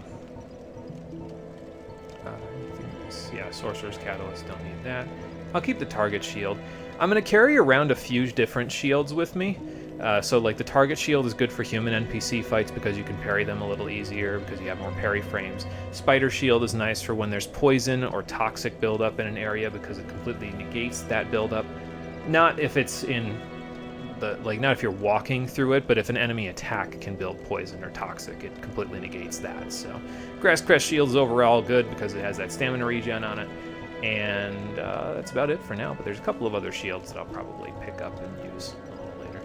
So, don't need any of this thief stuff, or this sorcerer stuff, but we'll hold on to it, because why not? Well, I don't need the hood either. What else do we pick up? Anything else? No, it doesn't look like it. Alright, let's see if we can level up a couple of times. Actually, only the once, but that's okay, because that's more strength, and my weapon goes up to 199, which will be even more so when I two-hand it, because now we will get 11 more strength when we two-hand the weapon, so we're effectively using 34 strength at the moment. Oh, baby, the damage, it's going to be good, let me tell you what. But we'll worry about the damage later. Well, we're worrying about the damage now, and then we'll give ourselves vitality and endurance later, honestly, so... Kind of nutty, the damage we're going to do, though. Like, yeah, see? Only at +5, and that's what we're working with, 150-something damage at the moment. I mean, granted, it's on a hollow, so, like, just a hollow warrior, which is not the strongest enemy you've ever seen, but, you know. It's there. 370-something damage just from that, so... Ah, that actually killed him. Wow. Didn't expect it to do that. Composite Glow's working pretty good, too. Nice little juke we had there.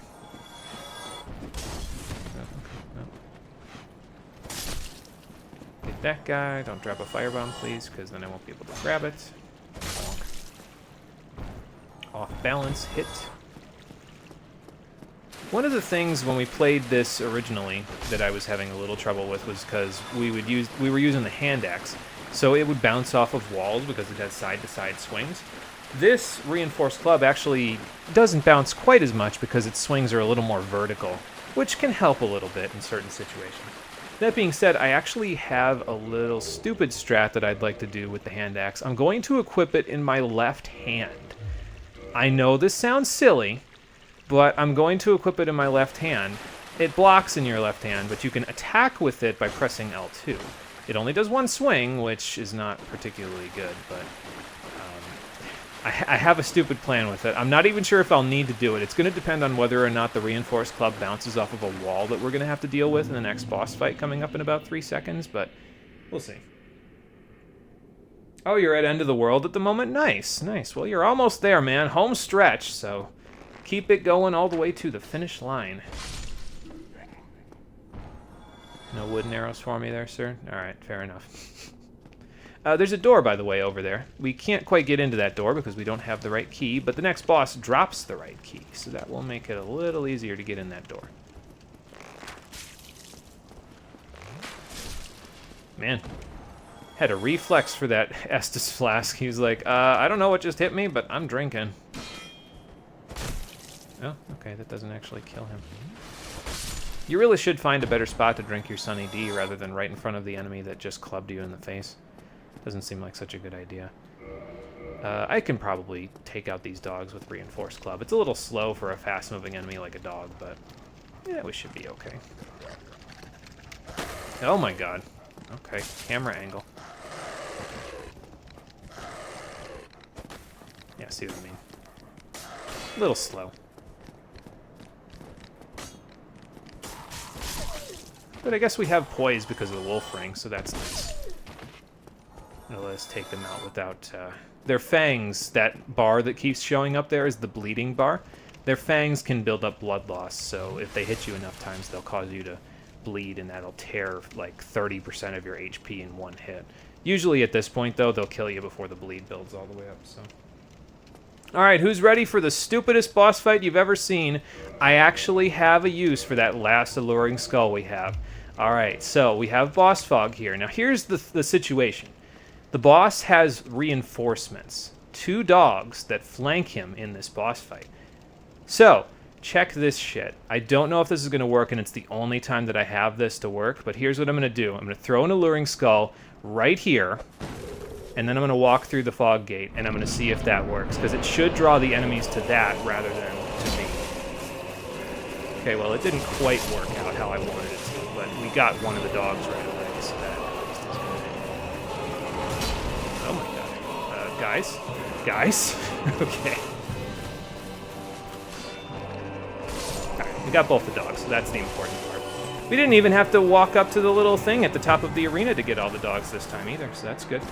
So Capra Demon is like Taurus Demon, except different weapons. Should be able to bonk him and then roll away, though, without too much trouble. Or just roll away first.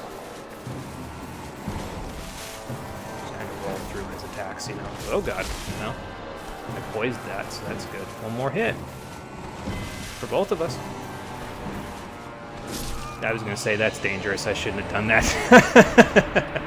I should have waited because sometimes he can follow that up a little bit. Oh well. Well, I don't think the alluring skulls even actually worked, or rather the one alluring skull even worked, so that's a little unfortunate, but it is what it is. So let's go back. I don't think I'm going to need the hand axe in the left hand. My original plan, because you could run up the stairs that were in that arena there, and you can confront the dogs up there because Capra can't get up there with you. He tries to get up there, and then he does a jumping attack and falls off the stairs. But you could confront the dogs up there, and then once you've taken the dogs out, you're fine. But there's a wall next to your right arm, and sometimes a very large number of weapons will bounce off of that wall rather than hitting the dogs, so they'll just kind of chip you down. The plan was to equip the hand axe in the left hand when the dogs bounced off of my Grass Crest shield and whack them until they died, and it wouldn't bounce off the wall because it's in my left hand. But well, if that won't work, then we will just try to do it the same way we just did it, honestly. Just take our attacks of opportunity where we can and see if it works out.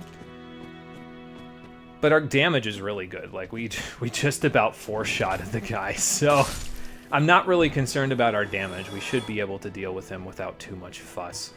So. Oh, okay. Thanks for just falling on top of my head there, man. That's real helpful of you. I was trying to tee up this arrow shot. There we go. Alright, gonna wait it out. Okay. Take care of you. Take care of you.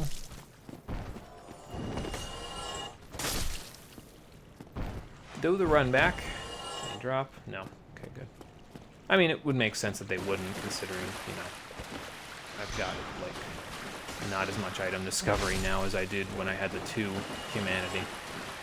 Which will be in Capra's Arena, and I may or may not be able to get it, because it's in Capra's Arena, which means the dogs may make it kind of hard for me to grab that stuff. Excuse me. And it would be unfortunate to lose 2,500 souls, but at this point, the souls to level up are starting to rack up enough where 2,500 is only like... It's like a little less than half a level up at this point, so it's not the best. You could also probably try to throw an Alluring Skull, like, in the actual arena once you step through the gate, but I feel like if you did that, you'd be setting yourself up to get overheaded by the Capra Demon. Like, he does that overhead swing where he jumps at you almost immediately when you first get into the arena, so... I don't know, I feel like it wouldn't really work, personally, but... Maybe it will. Maybe it would.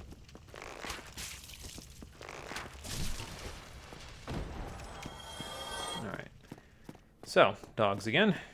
And then we will try that one again. Come on, pup. Okay, got one of them. Wasn't the one I intended to get, but sure, why not? Kind of clipped my head while he was at it, too. Okay, round 2, fight! Oh, I see my thing already. Bloodstain.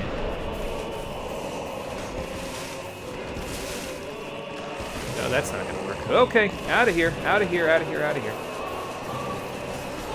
No, I can't really. I rolled too early. Almost just had a problem there too, but that's fine. I'm gonna run up here real quick. If you go over here, you can heal. This is also where you can confront the dogs, and if Capra runs up here, he'll try to do a jumping attack at you, and you can kind of roll out of the way and do one of these and take some damage at him. We didn't really need the extra damage from the plunging attack, because our damage is pretty good as it is. I think that downward swing that he just did there doesn't have a secondary swing on it, so we can kind of... Oh, okay. Well, I thought I rolled. Okay. Okay. The other thing that I'm never gonna get used to, and again in Dark Souls 1, I'm stuck in, like, because I'm so used to omnidirectional rolling from the other Souls games now, Dark Souls 1 only has 8-way rolling when you're locked on, which is, you know, not as helpful as omnidirectional rolling. Okay, he's really a big fan of the jumping attacks today. Well, can't say I blame him, I'm a big fan of jumping attacks too. And that takes care of Capra. We get the key to the depths by beating him. And how many souls? 6,000. Not a terrible amount. Not as much as a couple of the other bosses we've fought recently, but hey, every little bit will help. That's like 2 level ups with that large soul of a nameless soldier. So that's good. I think I'm going to go back to Firelink. Yeah, I'm going to go back to Firelink. Grab some extra Estus, because the next area we're going to go to, I might need the 10 just to get in there a little bit. There is a bonfire in the next area, but it takes a little bit to unlock, so I think I'll just go back to Firelink and fix that up real quick before we go too far here. Although I guess the other real question that I could have at this point is that I could make a quick pit stop, or rather, I guess it's more of a detour, really, before I go back down to the depths, now that we come to King. Oh, thanks for the humanity there, friend. That's nice of you. Because we don't need extra damage for the other place that I could go right now, if I'm honest. We've got great damage as it is, so... Gonna jump at me? No? Alright.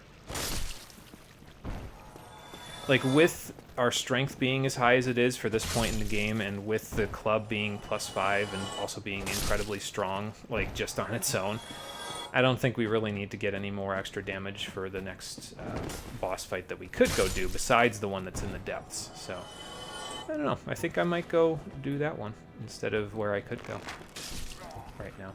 Like, the depths is the next area that you're supposed to go to, but there's one other area that we could go confront. And I was either going to do it after I went to the depths, or, you know, right before. And since we're right before the depths now, might not be a bad idea to go do it now. Let's see, can I level up twice?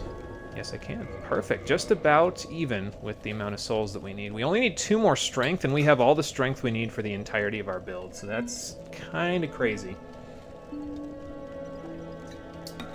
Then it'll just be a matter of upgrading our weapon and upgrading our endurance, attunement, and vitality. We don't need attunement just yet because we're not using any spells, but we'll want some vitality and endurance as well. Let me think about this, actually, because there is one item that we can get in the depths that I can actually take with me to the next area to grab. What do I grab for it? Hold on, let me look. I've got the list over here. Oh, nothing important. Okay. Yeah, if it was something that I actually would have wanted to have around for my build or something, then I would have been like, yeah, we should go actually to the upper part of the depths first before we do anything else. But since it's not something that I really need for my build, I'm not even going to bother. I'm just going to reverse hollowing. Yeah, why not? What the hell, right? Get my human body back for once, so I can lose it again in, like, 5 minutes or so. As you would expect. Actually, I think Lautrec, I'm not sure if he has new dialogue now or not, so let me go check in with him first before we go up. Oh, okay, he's not even here right now. Alright, cool. Actually, no, I think I know what it is. He comes back after you go to the depths, so I will keep that in mind. Because once we're done in the depths, there is an entrance to Blighttown through the depths. Oh, look, Petrus's whole crew is here now.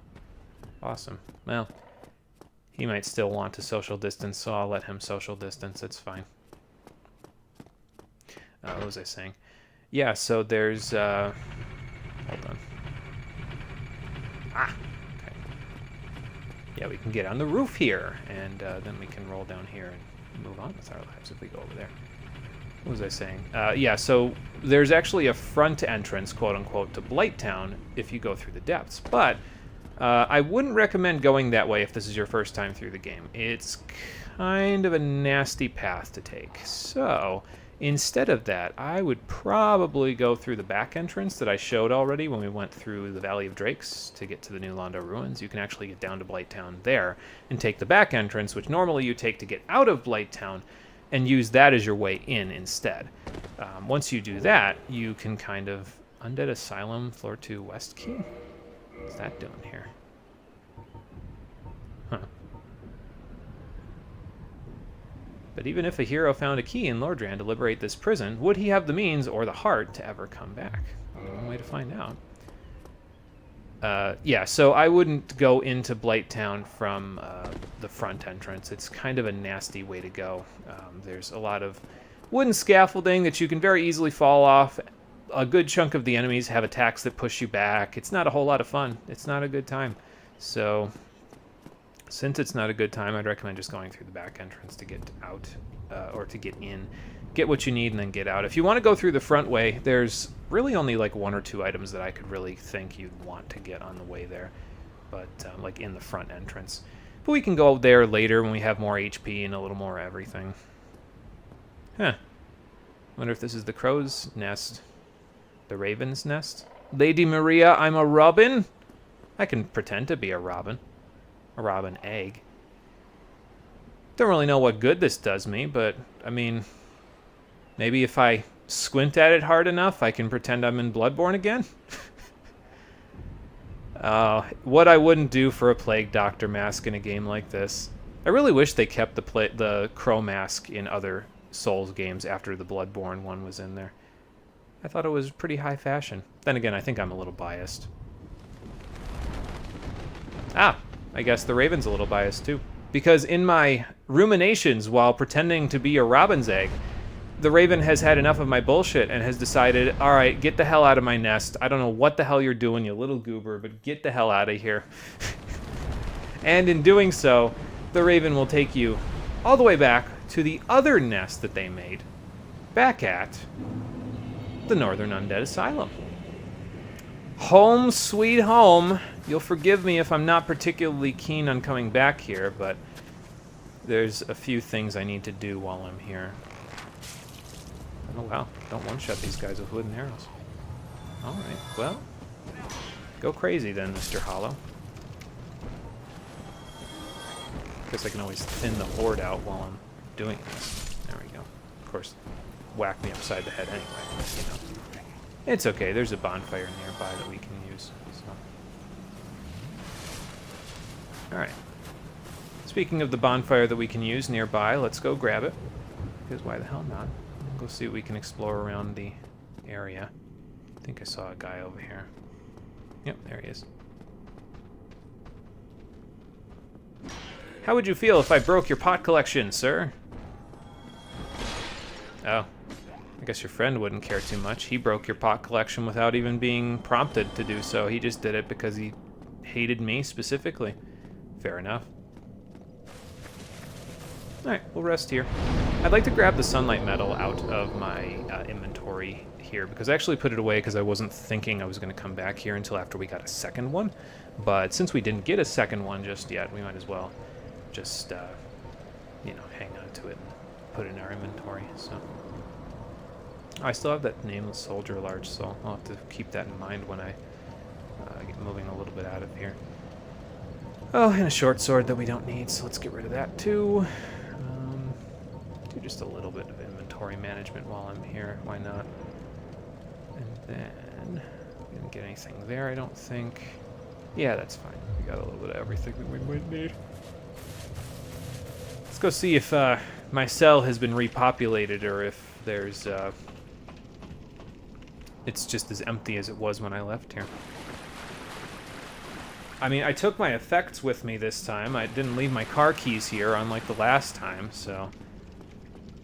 Not really any particular reason to go see, but... I don't know. Maybe I'm feeling a little nostalgic. Oh. Well, alright then. It's a Black Knight guarding my cell. What the hell could they have put in there that they would need a Black Knight to guard my cell? But since he's a human-type shaped enemy, he is susceptible to target shield parry. Because the target shield has a few more parry frames on it. So let's just do that.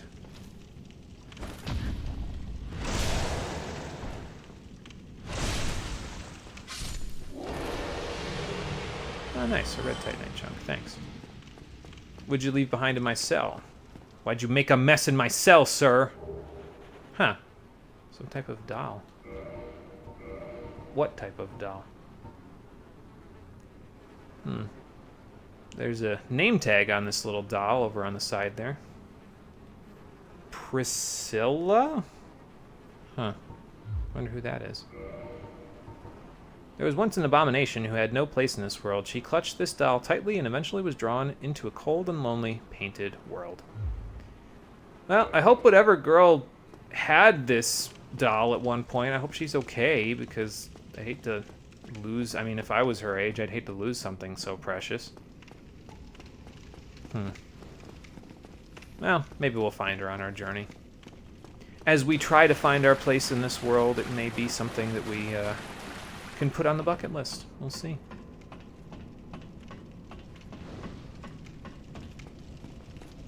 Oh my god. Surprise Oscar. Hi again. You just like jumping out at me from the shadows, don't you?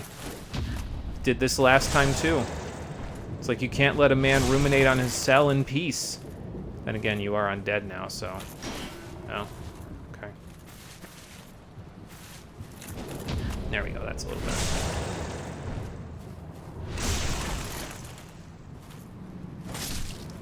Sorry, Oscar, but I can't have you messing up my plans to get in and out of here just because you lost your damn mind. But for beating Oscar, we get the Crest Shield. It's like the Dragon Crest Shield, except it blocks 80% of all magic damage and 100% of all physical damage. It's pretty nice, actually, and it's, I think if I remember correctly, it has pretty good stability once you use Twinkling Titanite on it. So instead of buying the one from Andre, I may use this for physical block. Because honestly, like, the Spider Shield is mainly there for blocking poison and toxic. It's got good fire resistance, but so does the Grass Crest Shield, to be fair. And the Target Shield's mostly just there for parrying, so... I don't know, we might use the Crest Shield for that particular reason. It's got Oscar's crest on it, which is also not bad. It's a cool look. I don't really have any blue in my armor set or anything like that to make good matching set with it, but, you know, it's so nothing to put in the box. Let's go back up the way Oscar came from and see if we can find some stuff up there. Excuse me. Wonder if he left his effects behind over here again. Nope. And he's gone for good at this point. We've killed him permanently now. Okay. Don't think I didn't hear that. I think you're so slick. Heck you. Alright, well, anyway. Let's go see if we can see what the view looks like from up here now. It's the same as it was, but there was a locked door on the west side of the asylum, and we got a key for the second floor of the west side of the asylum, so it might come in handy. These guys deal more damage than they did in the tutorial, by the way, in case the ones that were using the flaming sticks previously weren't a good indication. They'll mess you up a little bit more now. So, sir, I've already parried you. I mean, I guess if you want more, I'll put on a clinic again. I will mess you up, sir. There you go. Now for your little friend, too. No, he's a spear hollow. Well, not too hard to mess him up either. Just whack his shield and then whack him in the face. So, but yeah, that key that we got over back in Firelink will allow us to open this door and grab a trusty item, the Rusted Iron Ring.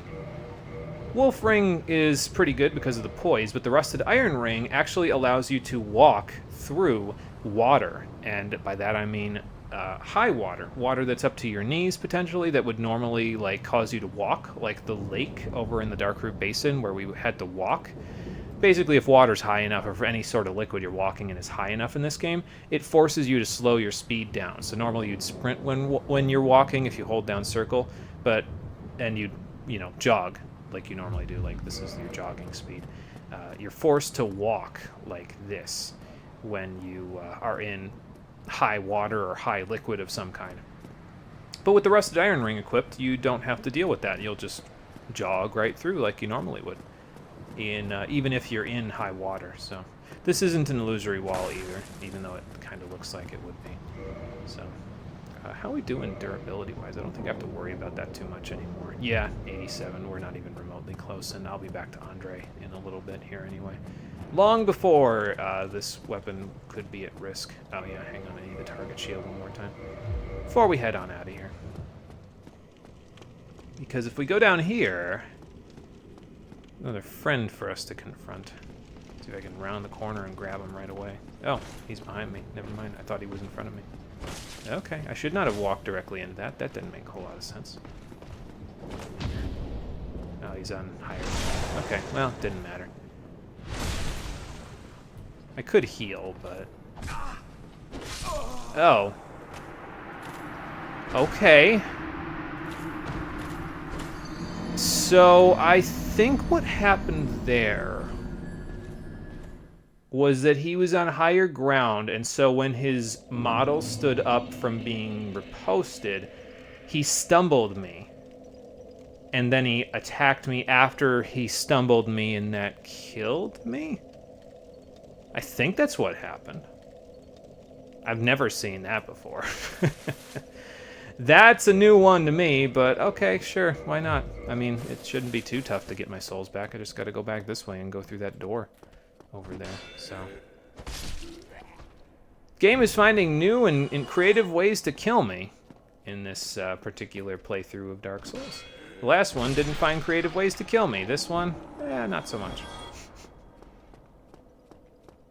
It is fine. I will take it in stride and break a whole bunch of pots on my way back to him, because we just got to go here, bonfire here, and yeah, he should be pretty quick and easy to take out. As a matter of fact, I'm just going to rest at this bonfire. It'll respawn the enemies, but I'm just going to rest at this one. That way, if something stupid happens again, we can just very easily account for it by, you know, just walking up on him.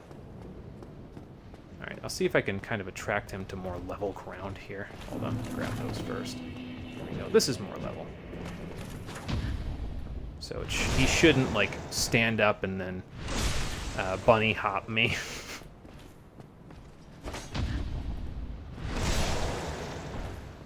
Is that enough to take him out? No, one more.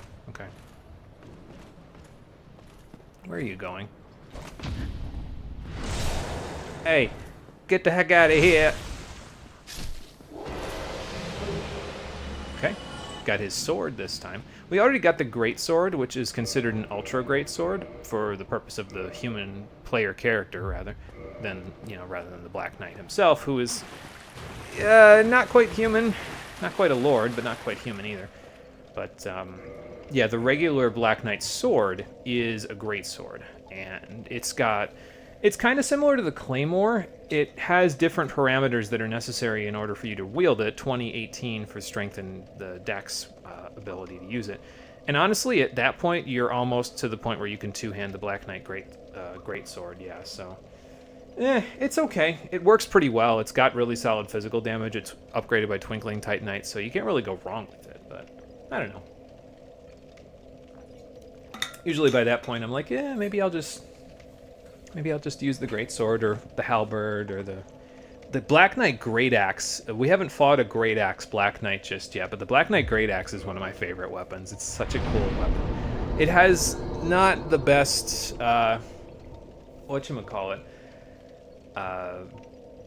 Like, it actually has a damage reduction on it because of the fact that it's a great axe, but it has faster swing speed than normal great axes, but I still really enjoy the moveset of it and really enjoy just the damage that it deals, even though the damage is reduced, so...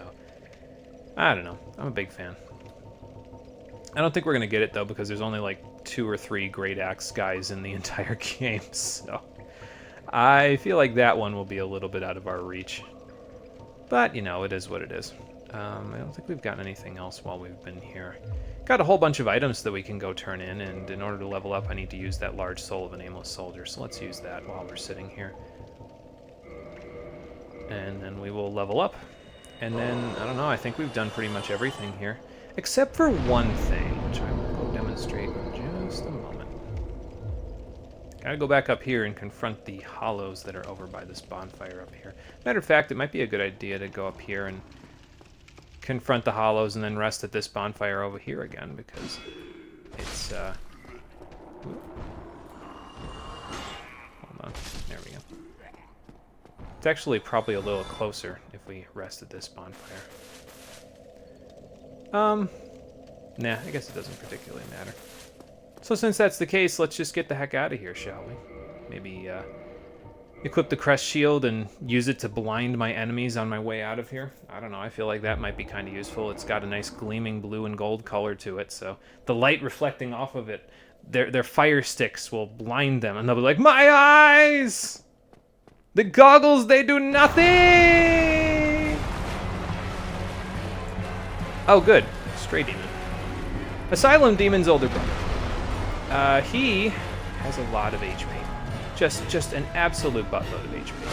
And he also has magical projectiles. Well, not really projectiles, but yeah, as you can see, we only did 107 with this massively powerful weapon that we've been just absolutely annihilating everything else with. Not much damage against this guy. But, hold on. If you hit him enough times with the Reinforced Club or any other weapon that can bleed, you will proc bleed on him. And it will tear a whole large chunk of his HP off, which is pretty great. Right, try to stay behind him, though. It's the best place to be when you're attacking him, because then he'll kind of spam that, and it'll be a little easier for you to dodge him. Yeah, see, look at the damage that we just did there. That was pretty much all bleed as well. So.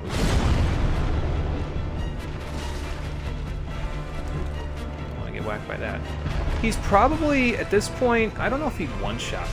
But, like with a slam, a butt slam. But definitely don't want to find out the hard way.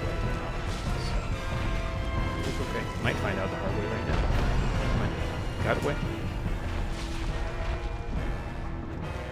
Alright, brother. I'm going to need you to bleed for me in a second. No. Okay. There we go. Perfect. Yeah, he's got like 5,000 HP or something absurd like that, so... be afraid to bring a bleed weapon at this point in the game. It will definitely help with taking account for all of the HP he's got for you. Take a swing and then run back.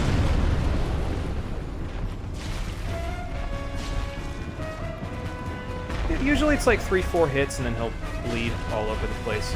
Like a stuck pig. Oh, okay.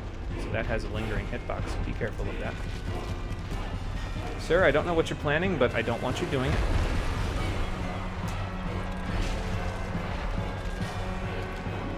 Okay, I'm going to take the opportunity to heal, because I need to back away from that anyway. I don't know if him being on the top of the thing like that is such a good idea, because he might be able to bunny hop me like the Black Knight did. Just gonna walk away from that one. Okay. Just dodging all my hits. Just whack his ankles like usual. Okay.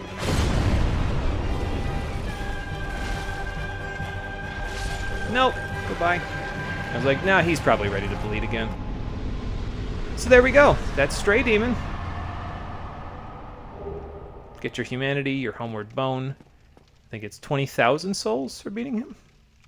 Yes, it is. Very nice. And also, he's guaranteed, at least now he is. I think before it wasn't a guarantee. But now he's guaranteed to drop a Titanite slab for you, which is the highest level reinforcement Titanite you need. So if you're taking a weapon up to plus 15, like we're going to do for this Reinforced Club, well, you can use that for that, but we don't quite have the correct Ember yet. Andre needs another Ember, well, 2 Embers, actually. He needs an Ember to get weapons from plus 6 to plus 10, and an Ember to get weapons from plus 11 to plus 15. And he doesn't have either one of those yet, so we can't really do anything with the slab for now. But the 20,000 souls are pretty damn nice, so we can use that to max out our strength for the entirety of the playthrough. And then use that for other stats. So.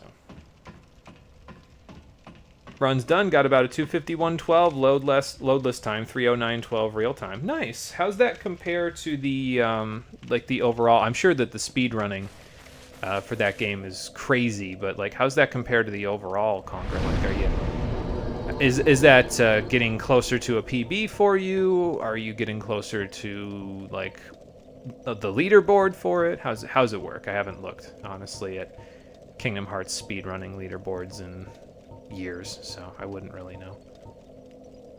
But hopefully it compares well. Like I said previously, if you got a Bandit's Knife drop and you don't have another bleed weapon that you're using for yourself, the Bandit's Knife is probably the easiest way to proc bleed on that guy. Just swing at him like 3 or 4, 5 times, and then he should bleed. And that will be your primary method of dealing damage to him. But we had a bleeding weapon, so it doesn't really matter too much. I don't think there's anything else that I need to throw in the box. So, since there's nothing else to throw in the box, let's get out of here. There is one more thing for me to do here. Actually, before I go, let me level up. It's 20,793 souls. That would not be so good. I think what I'm going to do is I'm going to go up to 20 vitality and 20 endurance, and then I'm going to probably start focusing specifically on endurance. So that way, well, maybe I'll just go straight up to endurance, honestly, because I think it's 24 endurance that I need with Havel's Ring to equip the armor piece that I need, which we can find in the depths, and still be light rolling. I think it's, hang on, let me see. We get 1.5 per go. 1.5, 3, 4.5, 6. Let me think.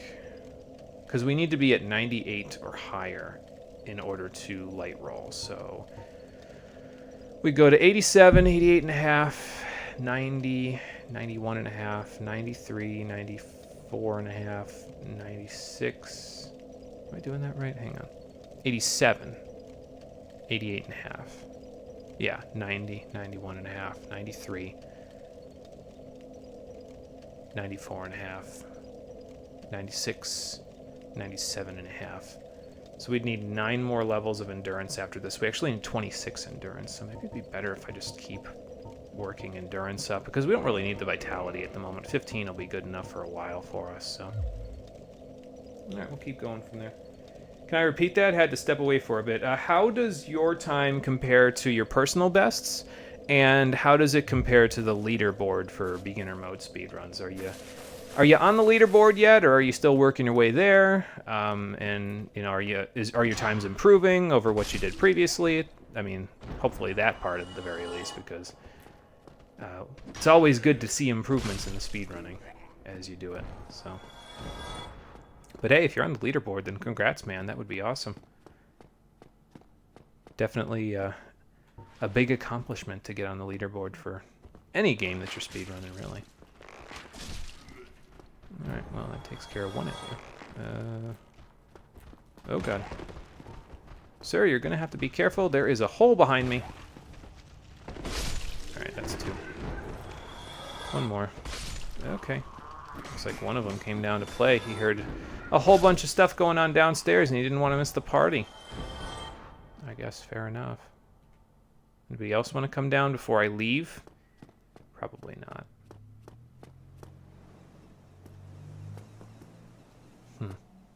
Well, before I leave, there's one more thing to do in the Northern Undead Asylum.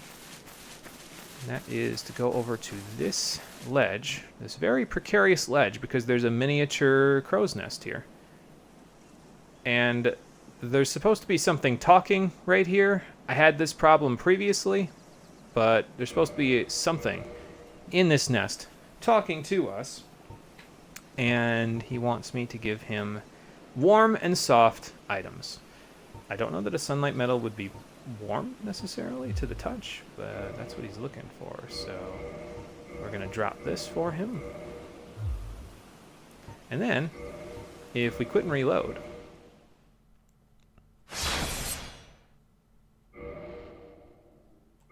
we will get something for our efforts.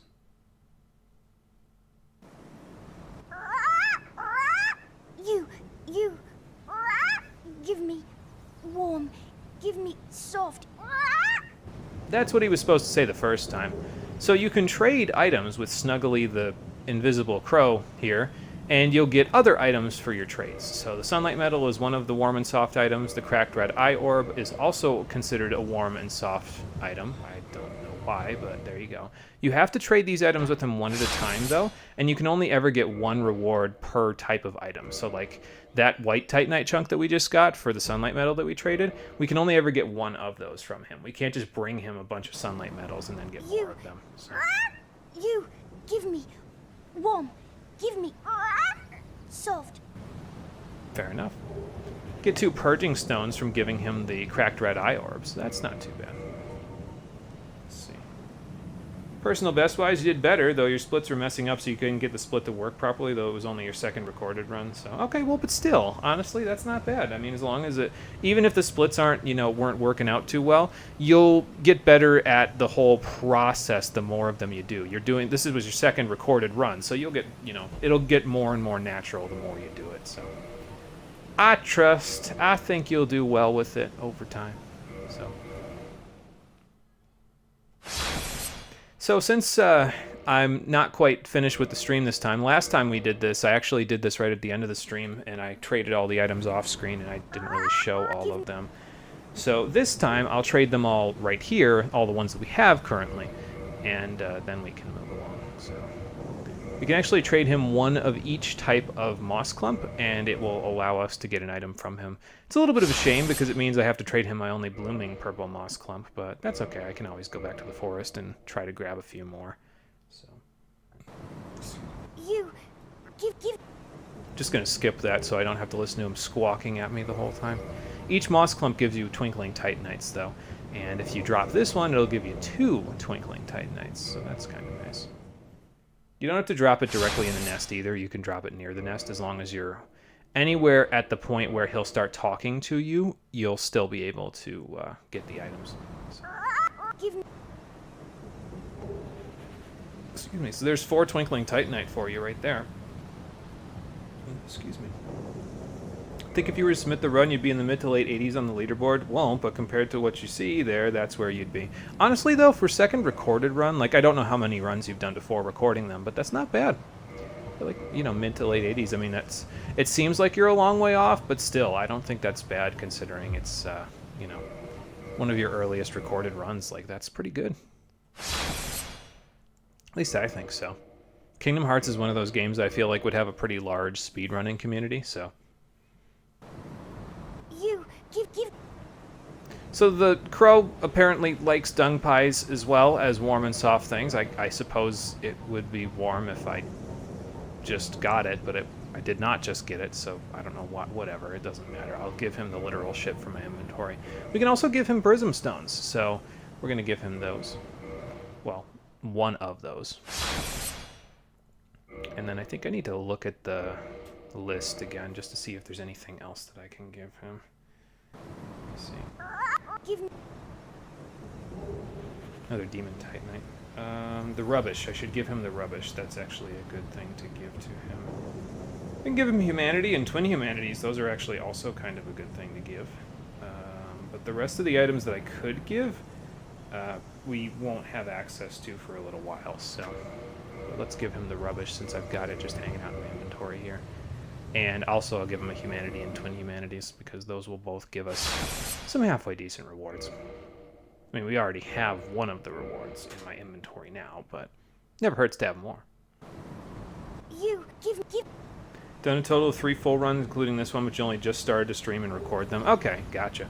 But still, I mean, considering that's 3 total runs and you're already, you know, like I said, in the 80s, I would imagine that Kingdom Hearts would have a halfway large speedrunning community. So, considering you're already in the 80s, I think it'll just keep going up. So, I trust and I believe that you can succeed.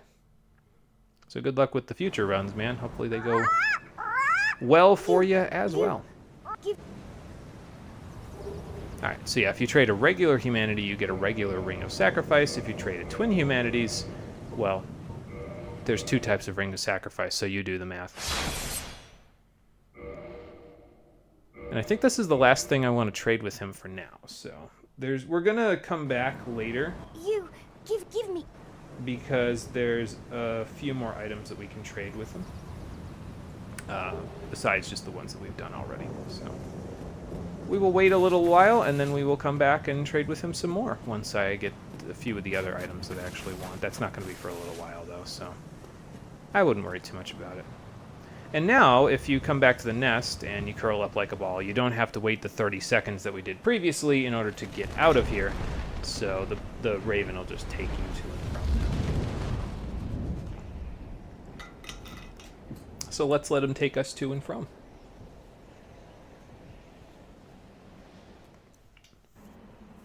You know, honestly, thinking about it, I think we're doing a little bit better this run in terms of our times. But then again, I did this part a little out of order from the previous one. I think I killed the Gaping Dragon, which is the boss of the depths, like, before I finished the second episode last time, so we might get there today. I think if we do get there, it'll be like the last thing that we do today, so, but we'll see how it all goes. If it all goes down. Just like I'm about to go down. Oh, hey. Cool. I found a way down without murdering myself. Hello? Man. Something's a heavy sleeper, but wherever they aren't really here. Uh-huh. Just gonna ignore that for now. If I'm honest, I don't really know what else I could do about that, so I'm just gonna ignore that for now. That'll be a problem for future me. Okay, so yeah, I kind of wouldn't mind grabbing maybe a blooming purple moss clump from the female undead merchant over there. Thanks for the encouragement. Yeah, once you're a bit more comfortable with runs, you'll start submitting. Sounds like a plan, Conquer. Like I said, good luck with them. No problem on the encouragement. I hope you do well with them. Let me know how your progress goes, because I'd be interested. Quite enjoy Kingdom Hearts 1, so I'd be interested in hearing how that all goes for you. Alright, anyway. Our next port of call is to go into the depths, so that's where we're going to go. Man, what a juke. And a block. This is why we buy wooden arrows, because sometimes I just, you know, try to hit them, but they do stupid stuff like that and then drop their pants for me.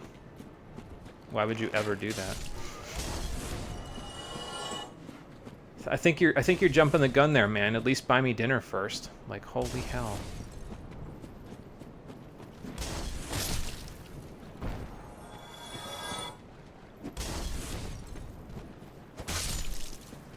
Alright. Oh, he dropped something. Never gonna get it now, though. Probably gone.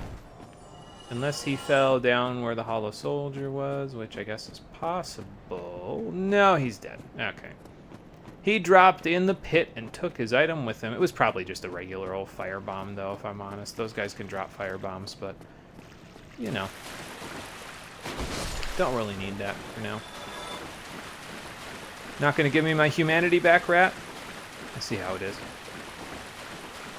Alright, so, like I said, next port of call, into the depths. So let's go into the depths. You know, by the time we get to 26 endurance, we'll probably have, the endurance bar and the health bar will probably be pretty similar, actually. So, of course, we'll probably be out of the depths by that point, too. But, Oh, there you are, dearie. I have moss. Now dish up some souls. Well, I have some souls to purchase your moss, I guess. Okay, let's grab a couple of bloomings and then a couple of regulars. I could go and get them from the garden, but I have the 3,000 souls just hanging out here, and it's not like I'm going to use them for anything, so... I think I like you. Well, ma'am, you're currently locking yourself away with a... Well, it's not a chastity belt so much as a chastity iron bar setup, so I don't know how that's ever going to resolve itself. Anyway... let's just head down to the depths now, instead of trying to figure out the plans, the future plans of NPCs. Something tells me Dark Souls would not make a good dating sim, so... Man, that's like 3 dating jokes in a row. It must be a trend or something right now for me. Surprise, motherfucker! I had a feeling you'd be down here. Ooh. Ah, nice. Okay. No, I don't need to kick, actually. I just need to whack him upside the head. That will work. Probably stream again tomorrow around 2 Pacific Standard Time. Not sure yet. Don't exactly have a schedule yet. Okay, well, let me know if you do. Just, you know... Put it in the community tab on Discord or something if you do, and I'll put it in the schedule tab, because usually what I'll do is I'll stick streams that other people are doing in the schedule tab. It's like if you've seen when Frank streams, I usually stick his in there. So just let me know if you do, and I'll put it up in there. Man, that extra strength has helped out quite a bit there. We've actually got enough to one-shot these guys now. We couldn't one-shot the ones in the lower burg. Or not the lower burg, but the asylum. So. I'll take it, though. Doesn't bounce right off. Got a few more to take care of. One over here. I don't think there's any more with torches, though, so that at least is nice. The fire damage will chip through my shield just a little bit, which is not really all that great. Oh. A butcher. I wonder what she's butching. Matilda in the kitchen. Will do. Sounds like a plan, Conker. Like I said, just let me know. I'll post it up for you. Ooh, this is a bad time to have a neck itch, because dog at 11 o'clock. Ooh, here he comes. Sorry, pup. Got any other friends? Besides Matilda over there? I thought there was one more dog. Oh, there is one more dog. He's just over there. I wonder if this is going to attract the attention of the butcher.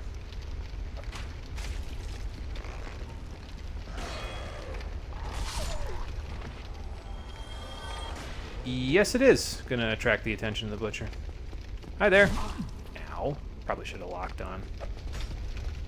I think that red knife attack there might be a grab. Not 100% sure about that. But she's pretty easy to kind of get around and just backstab, so I wouldn't worry too much about it. In here, though, is the large ember. We can take that back to Andre, and now he can make weapons better than they were. They can go from +6 to +10 now, so that's pretty nice. You come out of that water. There we go.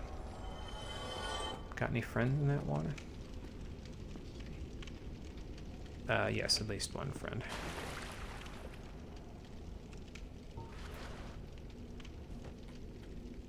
This is probably a bad idea. It worked out.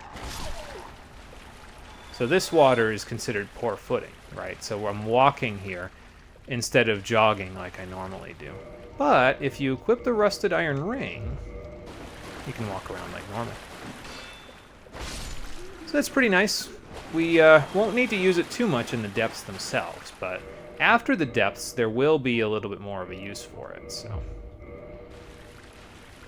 There's pretty much only a couple of places in the depths where that's actually useful, so. Ah, Brunhilde. Sorry about Matilda, but you're about to share her fate, so. Actually, I gave you a quick bonk on the head instead of just backstabbing you twice. For beating Brunhilde, we get a sack. Sorry, I don't think I'm going to wear her sack over my head. Yes. Sounds vulgar. Here, over here. Please, you must help me. Hang on, man. Yeah. Thank you. You're welcome. I would have been a supper without you. Well, she's dead now, so you won't be anything to her now. Thank you. Thank you dearly. Ah, no problem. Laurentius, or the Great Swan. Nice to meet you. Forget my debt to you. My name is Jimmy. Oh, hello there. So what are you going to do now? Fine, thanks to you. Glad to hear it. Hey, if you're looking for a place to go, so you don't end up as someone's supper again, you can always go to Firelink Shrine. It's just up the way. Go up the stairs. Just generally go up the stairs until you find the open door, and then head up and up and up until you find the aqueduct, I think it is. It probably was an aqueduct, but yeah, just follow that. You'll make it there. See ya! Alright, next order of business is to probably try to unlock the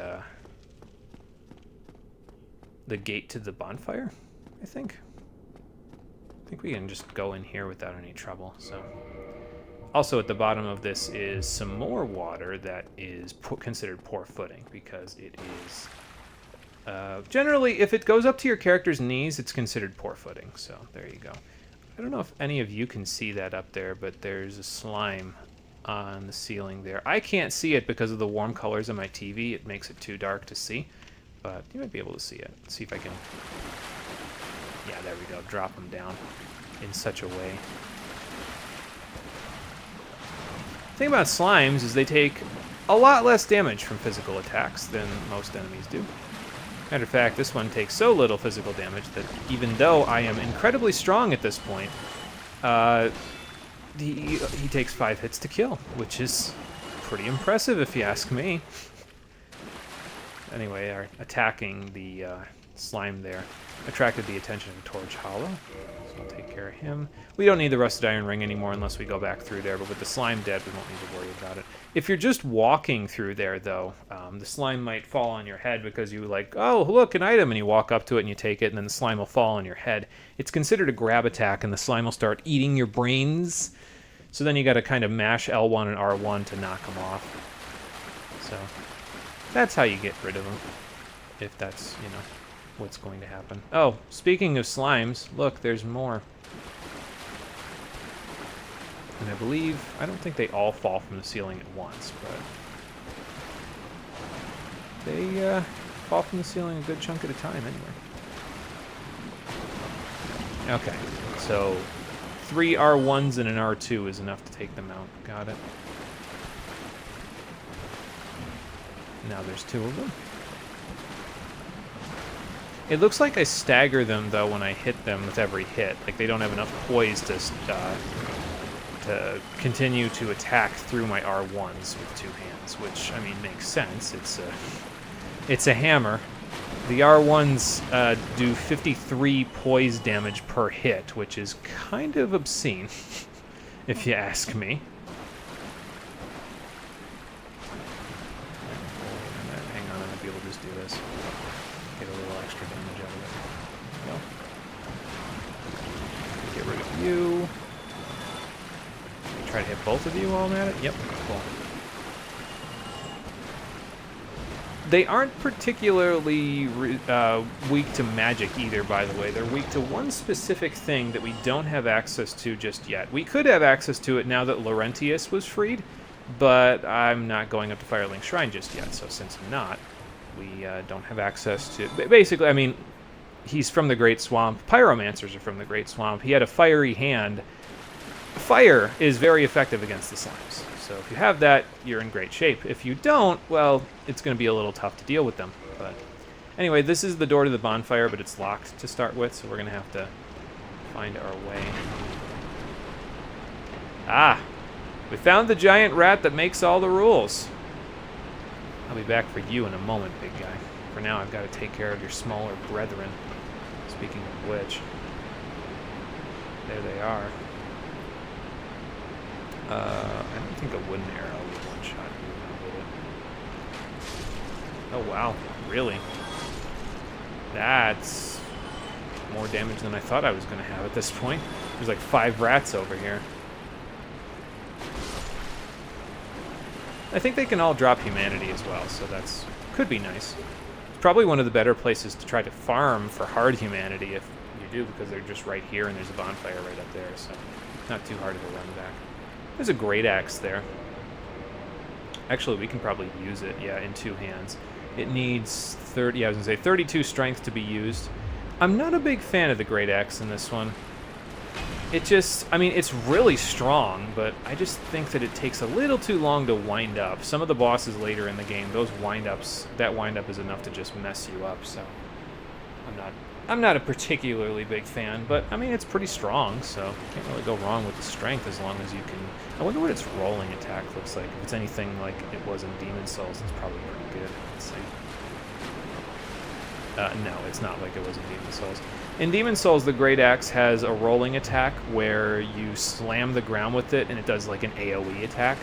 It's pretty powerful and very fast considering it's a large weapon, so yeah, definitely a good thing to invest in.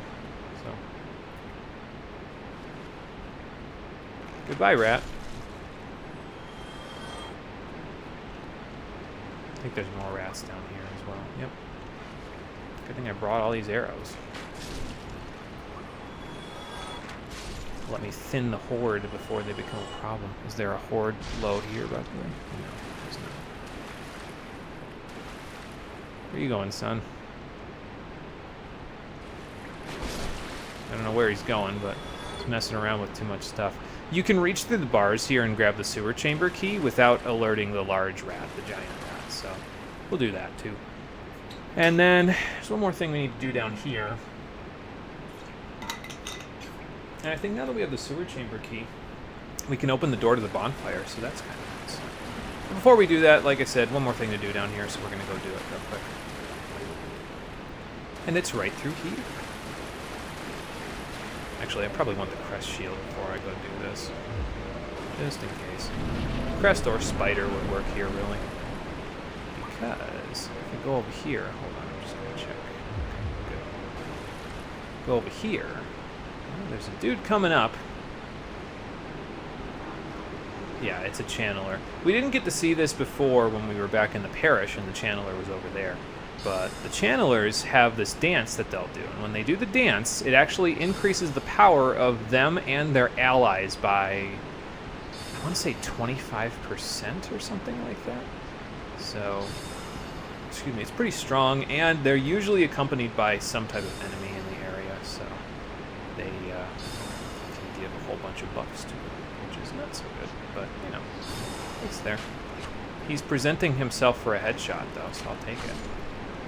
Oh wow, 2 shots got him. You guys still buffed up down there? Is that a no? Well, if you are, I'm gonna this is going to be problematic. These are large rats, so they don't take one hit to kill, and they're a little stronger than the other rats, as you can see from the damage that they dealt. But that's okay. We can handle them. I don't know if we can handle them 4 at a time, but we can handle them. Might only be 3, actually. Still, probably too many to handle at once. Well, there we go. Just kind of get around them, and that'll be enough. Yeah, since they give you the opportunity, might as well take advantage. Listen, Dark Souls is a game of taking advantage of opportunities, so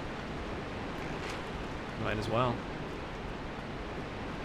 Go on, do your little jump. I know you want them. There you go. Alright, back to Grass Crest, since we don't need to worry about magic damage anymore. By the way, it is well worth your trouble to come up here and kill the Channeler, because if you don't, well, down there is the boss arena for this area. If you don't kill him, he'll start sniping at you while you're in the boss arena from up here, and that's just not fun for anybody, so... That's a small rat, so he'll die to an arrow. Any rats in these boxes? No? Okay, fair enough. Thought I was being clever. Turns out the clever rat was not me. Clever rat was this guy. And it was one of these boxes. It's also this box. Fair enough. Not these boxes, though. Do want to go all the way around here because that'll give you a third. We have 3 large Titanite shards now. Not quite enough to get to... I think that's enough to get to +7 if we take the large ember back to Andre. But not quite enough to get to +8 because you need 2 large Titanite in order to get to +8. So we could use 1 to get to +6, 1 to get to +7.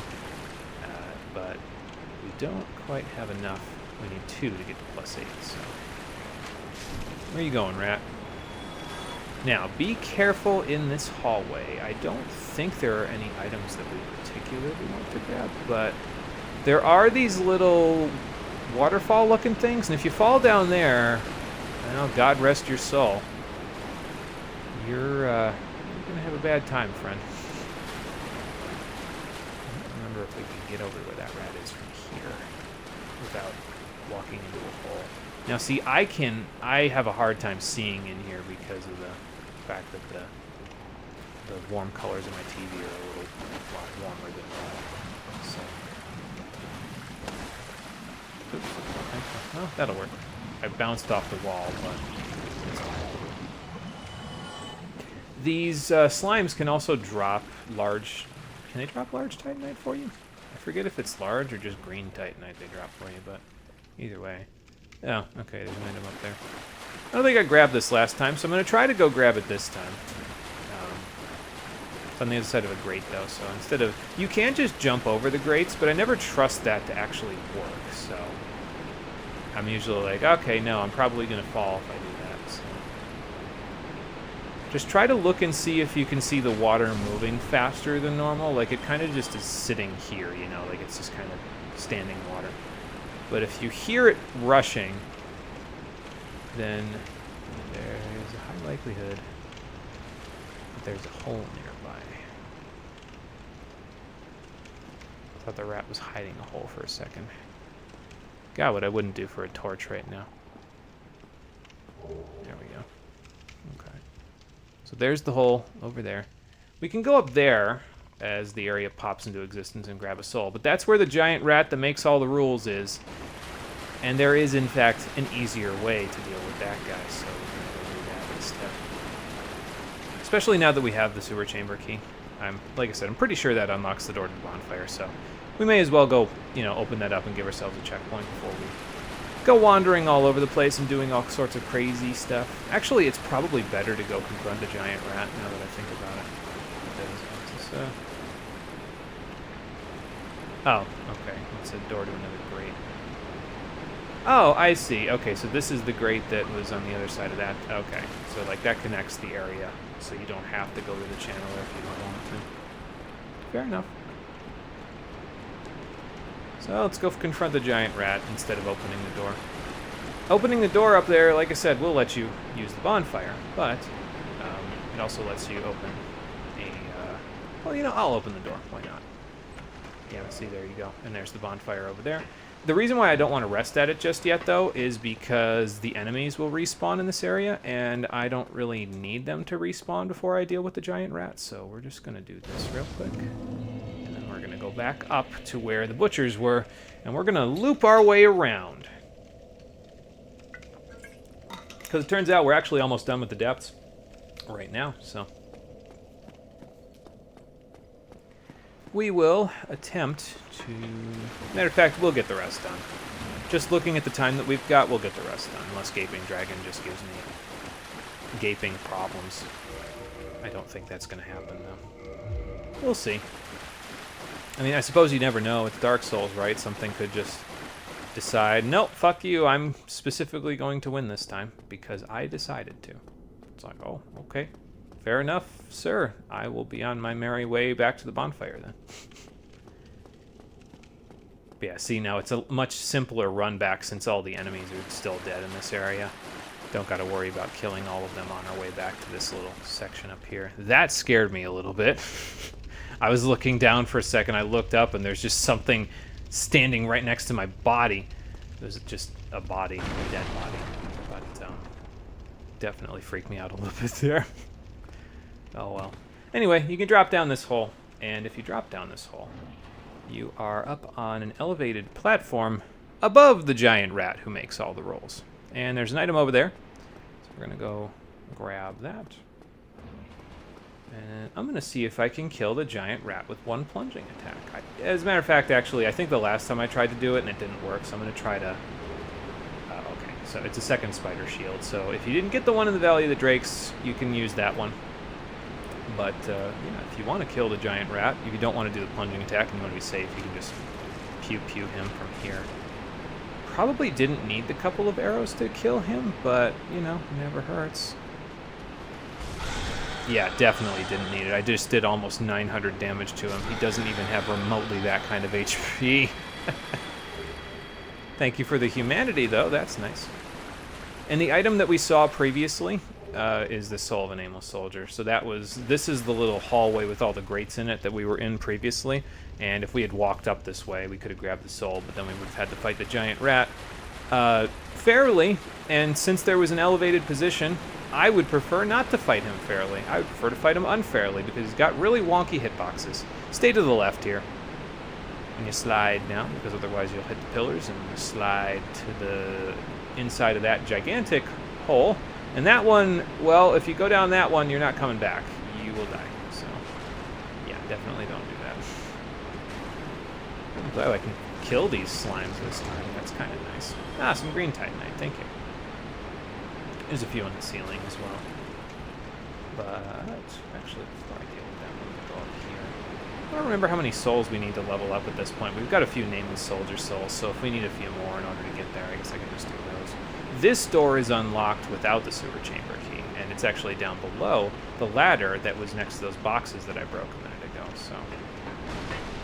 And to give you an idea of where we're going, that's Alex climbed down. Okay. Give you an idea of where we are, we go up here, and here's the hallway where the 6 slimes are up on the wall. So if you want, you can actually farm those guys for some larger green titanite shards. At this point, since we got an extra green one, we can actually make a Divine Hand Axe +1 the next time we go to Andre, but yeah, for now we don't really need to worry too much about that, so. Alright, well, we leveled up more endurance, so now we should be okay in that department. Gonna hold on to all of this extra stuff.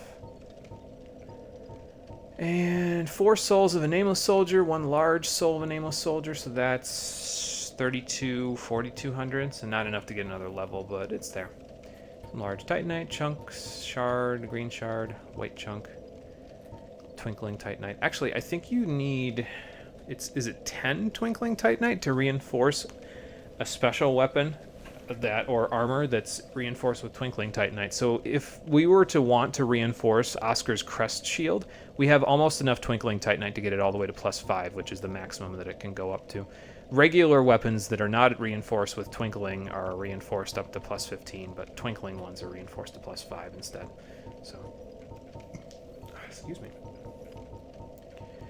Did we get anything else? A second spider shield. I can put that away. I'll do something with that later, but not for now. The sack. I might as well keep the sack in my inventory so that way I can trade it later, so I don't forget. And then we'll keep all these rings of sacrifice. They can be useful. And we will go from there. Enemies have respawned out here now, but that's okay. Not really super concerned about that. Grab the wolf ring again, and then off we will go. Hold on. Got an itch underneath my compression bracelet. There we go.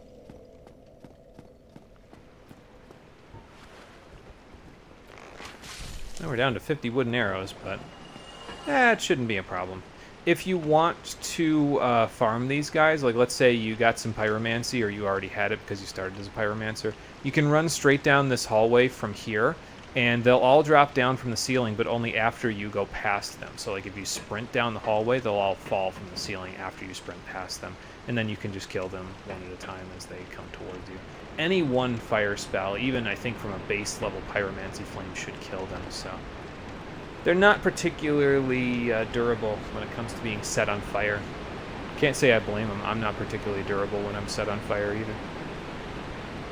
It's funny because we're doing one of the projects that we're doing for my food preparation lab is we have to cook a 3-course meal at the end of the semester. It's almost like our final project. And well, hello, Rat. Didn't know you were here. Oh, okay. I guess you and your friends are deciding to come play today. That's fine, I guess. There we go. I think there's a third one as well, but I don't know if he aggroes quite as quickly. Yeah, so we have to cook a 3-course meal at the end of the semester, which is the beginning-ish of May. I think like May 10th is the day that we do it. And one of the recipes that we picked for ours, we could have used jalapenos to make a spicy tzatziki sauce. We're doing southern Greece is the region that we're doing our project on. So we could have used jalapenos, and the recipe said, oh, you have a gas stove, which is what they have in the culinary labs at the school. They have gas stoves. They're like, oh, you have a gas stove? Well, if you really want to and you want to use jalapenos, you can just hold that jalapeno directly over the open flame of the gas stove, and that'll toast it real good. And I'm like, yeah, I don't know that I trust myself with an open flame not to burn the school down accidentally, so I think I won't do that. We'll just make mild tzatziki sauce instead. Where are you going, Rat? Why are you running? I mean, obviously it's because I'm going to kill you in one hit,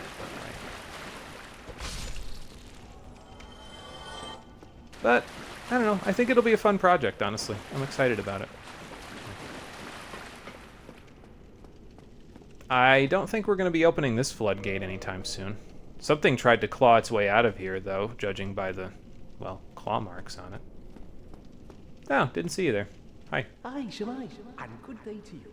Good day to you. I'm Donald of Xena. I'm just a peddler of sorts. I adore trinkets and oddities, so I trade for them. Okay, well, let's see what kind of trinkets and oddities you have. He sells gold pine resin, which can be pretty nice. It's 1,000 souls each, which is not terrible. I think it might increase in price later, though. Like, he moves to a different location later, and I think it might increase in price when he does. He's got some crystal weapons and a crystal shield as well. These are kind of interesting because they're not particularly strong, like, throughout the game, and they do have decent requirements in order to use them. Like, the crystal greatsword has 20 and 10 for a strength and dex requirement. However, they do act as pretty powerful weapons just at base. So like this one here is effectively equivalent to a bastard sword plus 8 in terms of the damage that it deals right out of the box. And that can be pretty good if you don't have the upgrade materials to actually do anything with, you know, the whatchamacallit. If you don't have the upgrade materials for the bastard sword just yet to get it to plus 8, then that's more powerful than anything you can access for right now. So it can be useful. I mean, doing that with jalapenos does work. You just shouldn't panic and throw the jalapeno somewhere flammable. Yeah, that's obviously definitely not going to want to do that. I don't know. I don't want to, like... I don't want to set my clothes on fire. I'm not all about that. So, like... And I... Usually, here's the thing, is that I have that lab... So what we have to do is I have 2 labs. I have a chemistry lab and a culinary lab that I have to go to. And when we go to the chemistry lab, we have to wear long sleeves. And then when we go to the culinary lab, well, I have to roll the sleeves up. So I'm either setting my clothes on fire because I'm wearing long sleeves, or I'm setting my flesh on fire. And I'm like, I don't think either of those is something I'd want to do. So it's fine. I said, no, we'll just make mild tzatziki. It's fine. It's all good. Yeah, let's buy a few large arrows now that we've got a few extra souls kicking around. I mean, the 1,000 souls that I have aren't going to be enough to actually make a difference in terms of, like, leveling up at this point. We need, like, 8,000 souls to level up now, so that's quite a bit. He also sells his armor set off his... Well, it's not off his back. He's got a spare set, apparently. I don't think it can be upgraded in any way, but it has pretty high durability, so that's not terrible. But we won't worry about that for right now. We got everything that we needed. Well, I'm certain we will make a good trade eventually, so I am willing to share some tips. If you see kindling in the catacombs, use divine weapons. That will repel the reassembling skeletons. That's a good thing to know. I already knew that, and that's why I made my hand axe divine, but that's a good thing to know. Thanks. Thank you. That was a fine trade. I have this funny feeling we'll meet again soon, and we'll make another fine trade, of course. Well, I'll keep that in mind. If I see you, I'll let you know if I found anything interesting, and then we can share some souls and some trade items. He says trade, but really I'm just buying from him and giving him the souls that I have. No, I can't go that way. All right. So, last thing to do, confront the boss of the area, and then we're done. There is one other area in the depths that we can go to, and that is over in that direction of those rats that confronted me when I walked down the stairs just a few minutes ago, but that is the place where I said, God rest your soul earlier, so that should give you a hint as to how I feel about going over there. I do not like going over there. I mean, the Ring of the Evil Eye is over there, but I don't know. I'm not a big fan of the Ring of the Evil Eye in this game. It's better in Dark Souls 2, because there's just more enemies in Dark Souls 2 for you to take advantage of with the ring. So, this game, not so much. There's a lot more one-on-one confrontations in this game. Here's a heavy crossbow with heavy bolts. I guess that can be useful. I just realized that I did not humanify myself, and I probably should have done that while I was at the bonfire, because now, without me being human, I can't exactly summon Solaire to help me for this fight like I did previously, but well, it is what it is, you know. We can confront this guy without him. So, I'm going to stick the gold pine resin on there, though, because I will be able to use that in just a moment. And we'll go confront the boss of the area. We got 7 Estus to work with, so that should be pretty good. And once we get done here, we'll be able to not have me have my bony body so much. Well, we'll still be able to see it because I won't be able to equip the armor that I get in here for a little bit yet, I don't think. And still light roll anyway, but, you know, it'll all work out. Just gonna have to see when it'll work out. So let's move on in and see when it'll work out. Can only get to where it'll work out if we get started, right?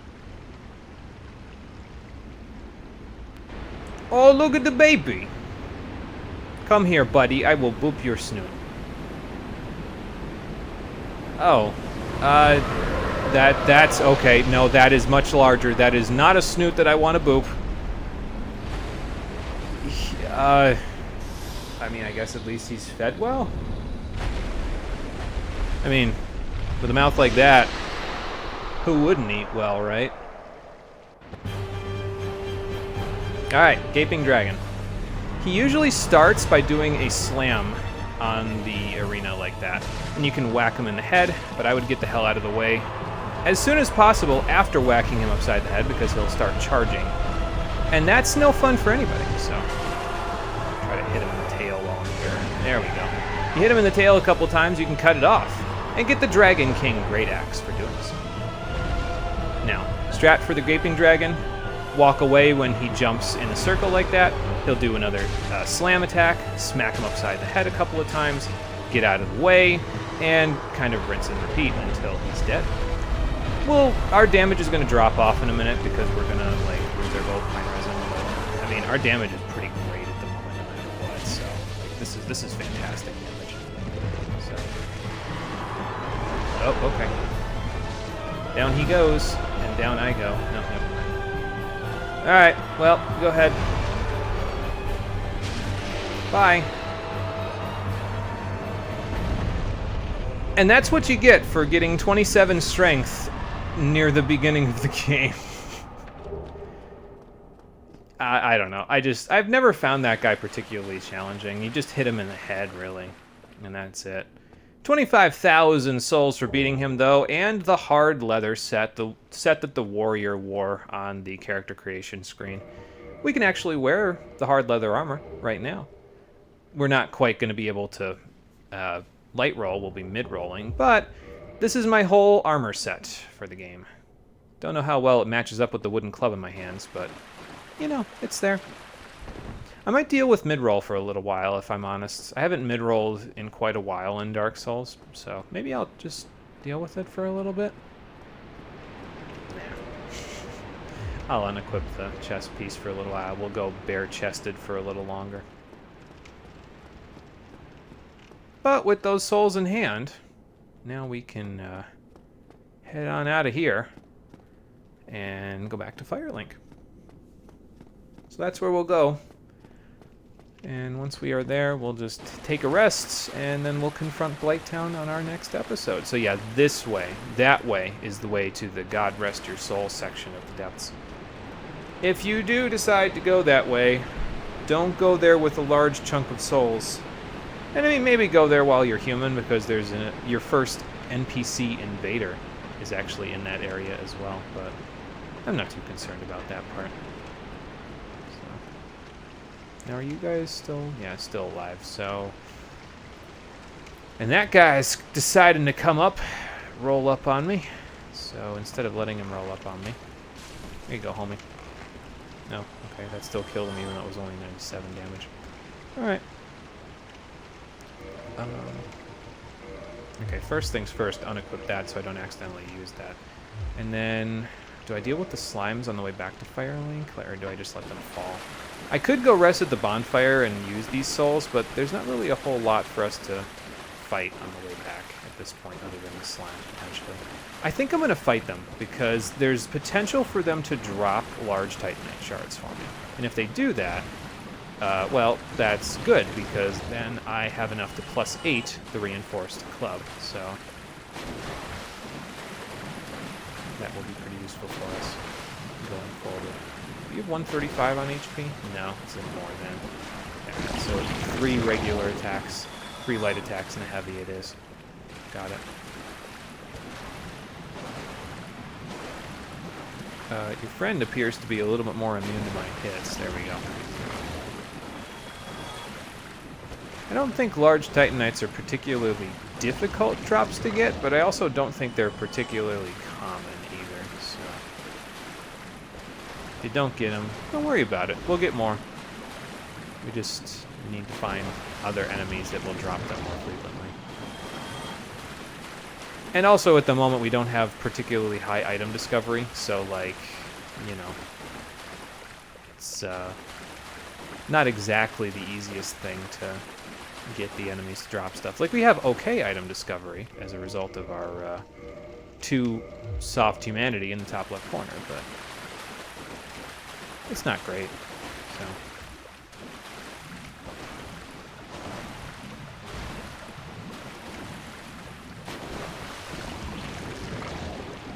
Alright, no drop. That's fine. Getting kind of high on soul count, though. We don't need... Well, we might need the Rusted Iron Ring in a second.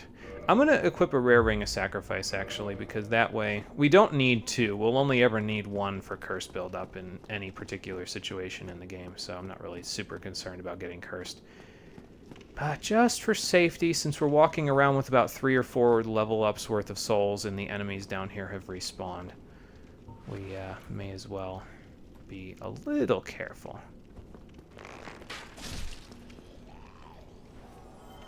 Because there's like 3 or 4 dogs and like 8 more hollows before we get out of here, so gotta be a little careful.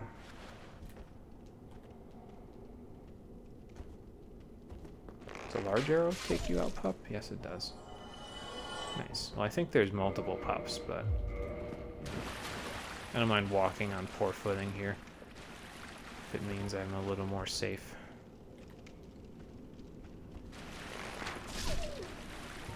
Okay.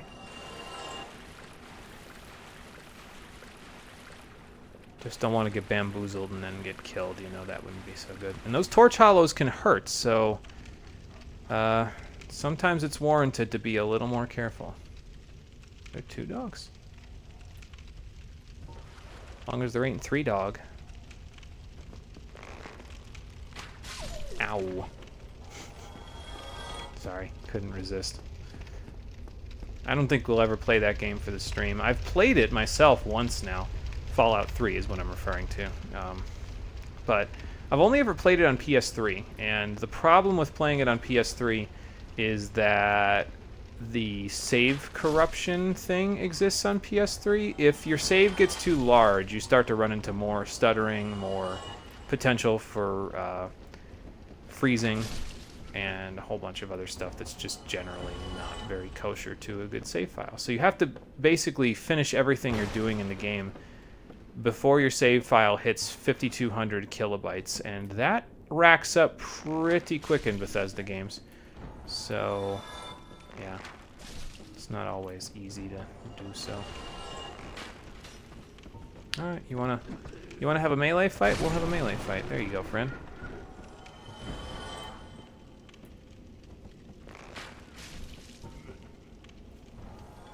Nope, said you would. Commit to it. What did I say I would do that I didn't commit to? Killing the slimes, probably. Well, I did in fact kill them, so there we go. We did what we said. Just gonna. Oop, okay. Okay, how about this? There. Gotcha both. Synchronized death animations. Oh, booping the snoot? Yeah. Yeah, I had to boop the snoot. There was no choice in the matter there. If I decided not to commit to booping the snoot, I would have just been wrong. But yes, booping the snoot is actually a strategy there in that fight, because you inflict, like, probably 25% more damage to him by actually booping his snoot, so, you know. It's worth your while to do. Alright, we're carrying 26,000 souls plus, well, 26,600 plus the amount of souls that we have just hanging out in our inventory, so that's also kind of nice. Probably be up at upwards of 30,000 souls by the time we're done here, and that will make it pretty easy to keep leveling our endurance up to the point where eventually we'll be able to equip all of our armor. Once we get to the point where we can equip all of our armor, I'll just level Vitality until we get to... Level 50 is about where you're going to want to be for the mid-game, and it should be very feasible for us to get there. Oop, bouncing.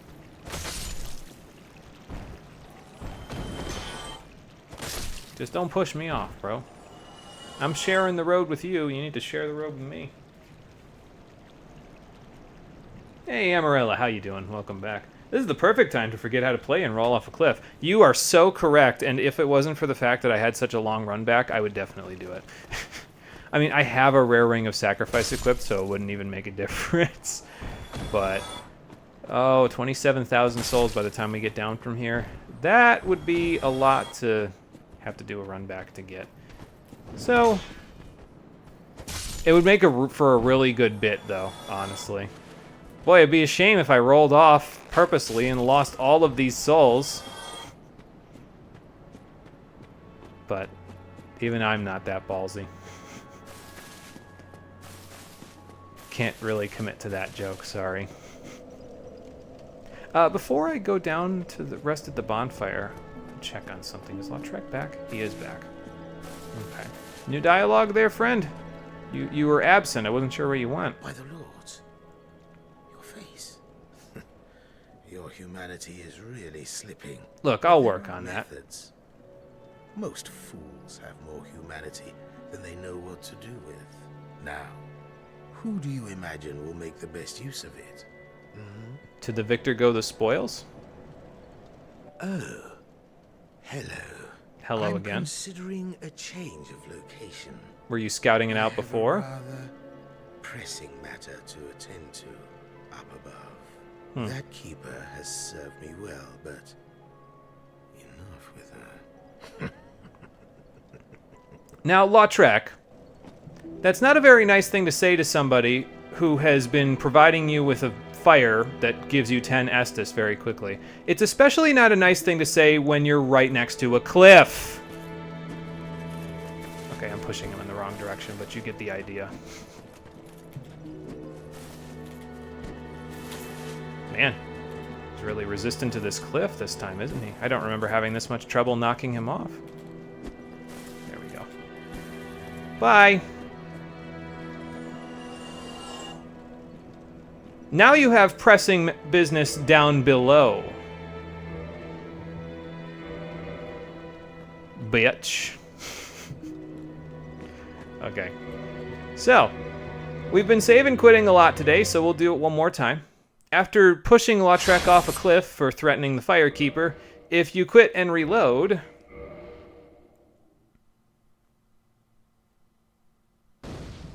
you'll realize that he left all of his effects behind when he fell off the cliff. So you can grab 5 humanities, wonder where he got those, and the Ring of Favor and Protection. Health, stamina, endurance, everything you could possibly want, but you can't take it off once you put it on because it breaks once you remove it. It does give me enough to light roll even with my hard leather armor on, which is tempting, but nah, I think I'm good without it. I think I'll hold on to it for now. I just don't want to have to break it when removing it, because it's like there are certain points in time where it's like, oh, I'd rather have the wolf ring here, or oh, I'd rather have this and that here, so I think we'll stick it in the box for now until we can actually use it. I probably should have used my souls that I've got hanging around in my inventory too before I sat down at the thing. Oh well. Let's see here. So would love to get another large Titanite shard, but not really too concerned about that. Put that away. It's very powerful, but it also needs 50 strength in order to be used, so. And it will definitely make you mid-roll pretty much no matter what your build is, unless you're just planning on equipping that, so. Or if you're planning on having like massive amounts of endurance, so. But, you know, it is what it is. What was I gonna say? Yeah, okay, actually, I remember what I was going to say. If you don't kill or push Lautrec off a cliff before you go down to Blighttown for the next Bell of Awakening, when you come back, he will have killed your Firekeeper and retreated to the next area that you have to go to in the game after you're done in Blighttown.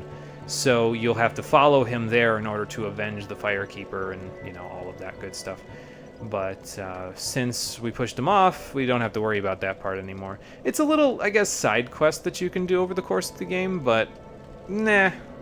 Most people just push him off like that. And honestly, he threatened the Firekeeper, and the Firekeeper is the reason why all of us have this safe space, so why would I leave him alive? That don't make no sense. I mean, I guess to do the side quest would be the reason to leave him alive, but, you know. Actually, I might be able to level up one more time if I do that, but I think I might wait, because if we walk up here... Laurentius made it back here. Hey, man, good to see you. Oh, I see you made it out. Yep. Yeah, I made it out safely too. Good to see. I have my Pyromancy of the Great Swarm, so I can usually manage with a bit of care. It's too bad there's no Twilight Herbs in this game to help you replenish your spells. All you need are the materials. I'd be pleased to help you. Unless you find the magic's unsavory. Unsavory? No, I haven't had a chance to use magic yet. It would probably be very helpful. Yeah, wonderful. I'm sure that they'll be of some use, some assistance. Here, first take this. Okay. And for helping him get out of the depths, you get a Pyromancy Flame. A flame from the Great Swamp. Now you're a fully fledged pyromancer. Sweet. Right, let's get started right now. And as a matter of fact, I would like to get started right now because a Pyromancy Flame is actually the final component of the build. We're going to be using some Pyromancies, baby. So let's see what we can buy. So I'm going to buy Combustion first. It's a melee spell, effectively. You shoot fire directly out of your hands at people. You can also buy Fire Orb from him, but it's 8,000 souls, which at this point is very expensive, so I wouldn't bother with it for now. We'll get it a little later. It's pretty useful, though. It's very powerful, especially if you upgrade your Pyromancy Flame a little bit further. I think I'm going to buy Flash Sweat, because I'll eventually want to have that as well. I don't think I'll ever use Iron Flesh, so I'm not going to bother with that. It used to be really good, though, because it used to give you, like, a ton of damage resistance, but they nerfed it, like, way back before, I think, right before Artorias of the Abyss, which was the DLC, came out for the game, and that's back in, like, 2011, so since they nerfed it, it's not quite as good as it used to be. But, I mean, I guess I could still see it being somewhat useful in certain situations, so. However, the nice thing about Pyromancy in this game, and the reason why we're going to use it for our build purposes, is because the only thing you need in order to get damage output out of it is modifying the Pyromancy Flame itself. Other catalysts in the game cannot be upgraded, but the Pyromancy Flame can. All you need to do is use souls. You don't need Titanite shards, you don't need anything else. Just use souls, and you can upgrade this bad boy to get a little bit more magic adjustment. And I don't think the magic adjustment shows up here. But the more you upgrade it, the more damage it'll deal. It eventually ends up with 190 magic adjustment, which is, excuse me, really, really high for something like this. It does take like 150,000 souls to get it to plus 15, but it's pretty damn great. You can also ascend it later, but we'll talk about that when we actually have the ability to ascend something, because we won't be able to do that for quite some time yet. So let's see how far we can get it. We can get it to +2 for now. Nice. Might be able to get it to +3 even. And we've also got Combustion, and the nice part about the Deprived class is they actually start with 1 attunement slot, so now we can actually equip Combustion and use it if we so choose. So Pyromancy is the art of casting fire. Produce flame, then channel it, just as our ancestors did. A pyromancer must be in tune with nature herself. My home, the Great Swamp, is an abundant store of nature. You will understand one day. It only takes time.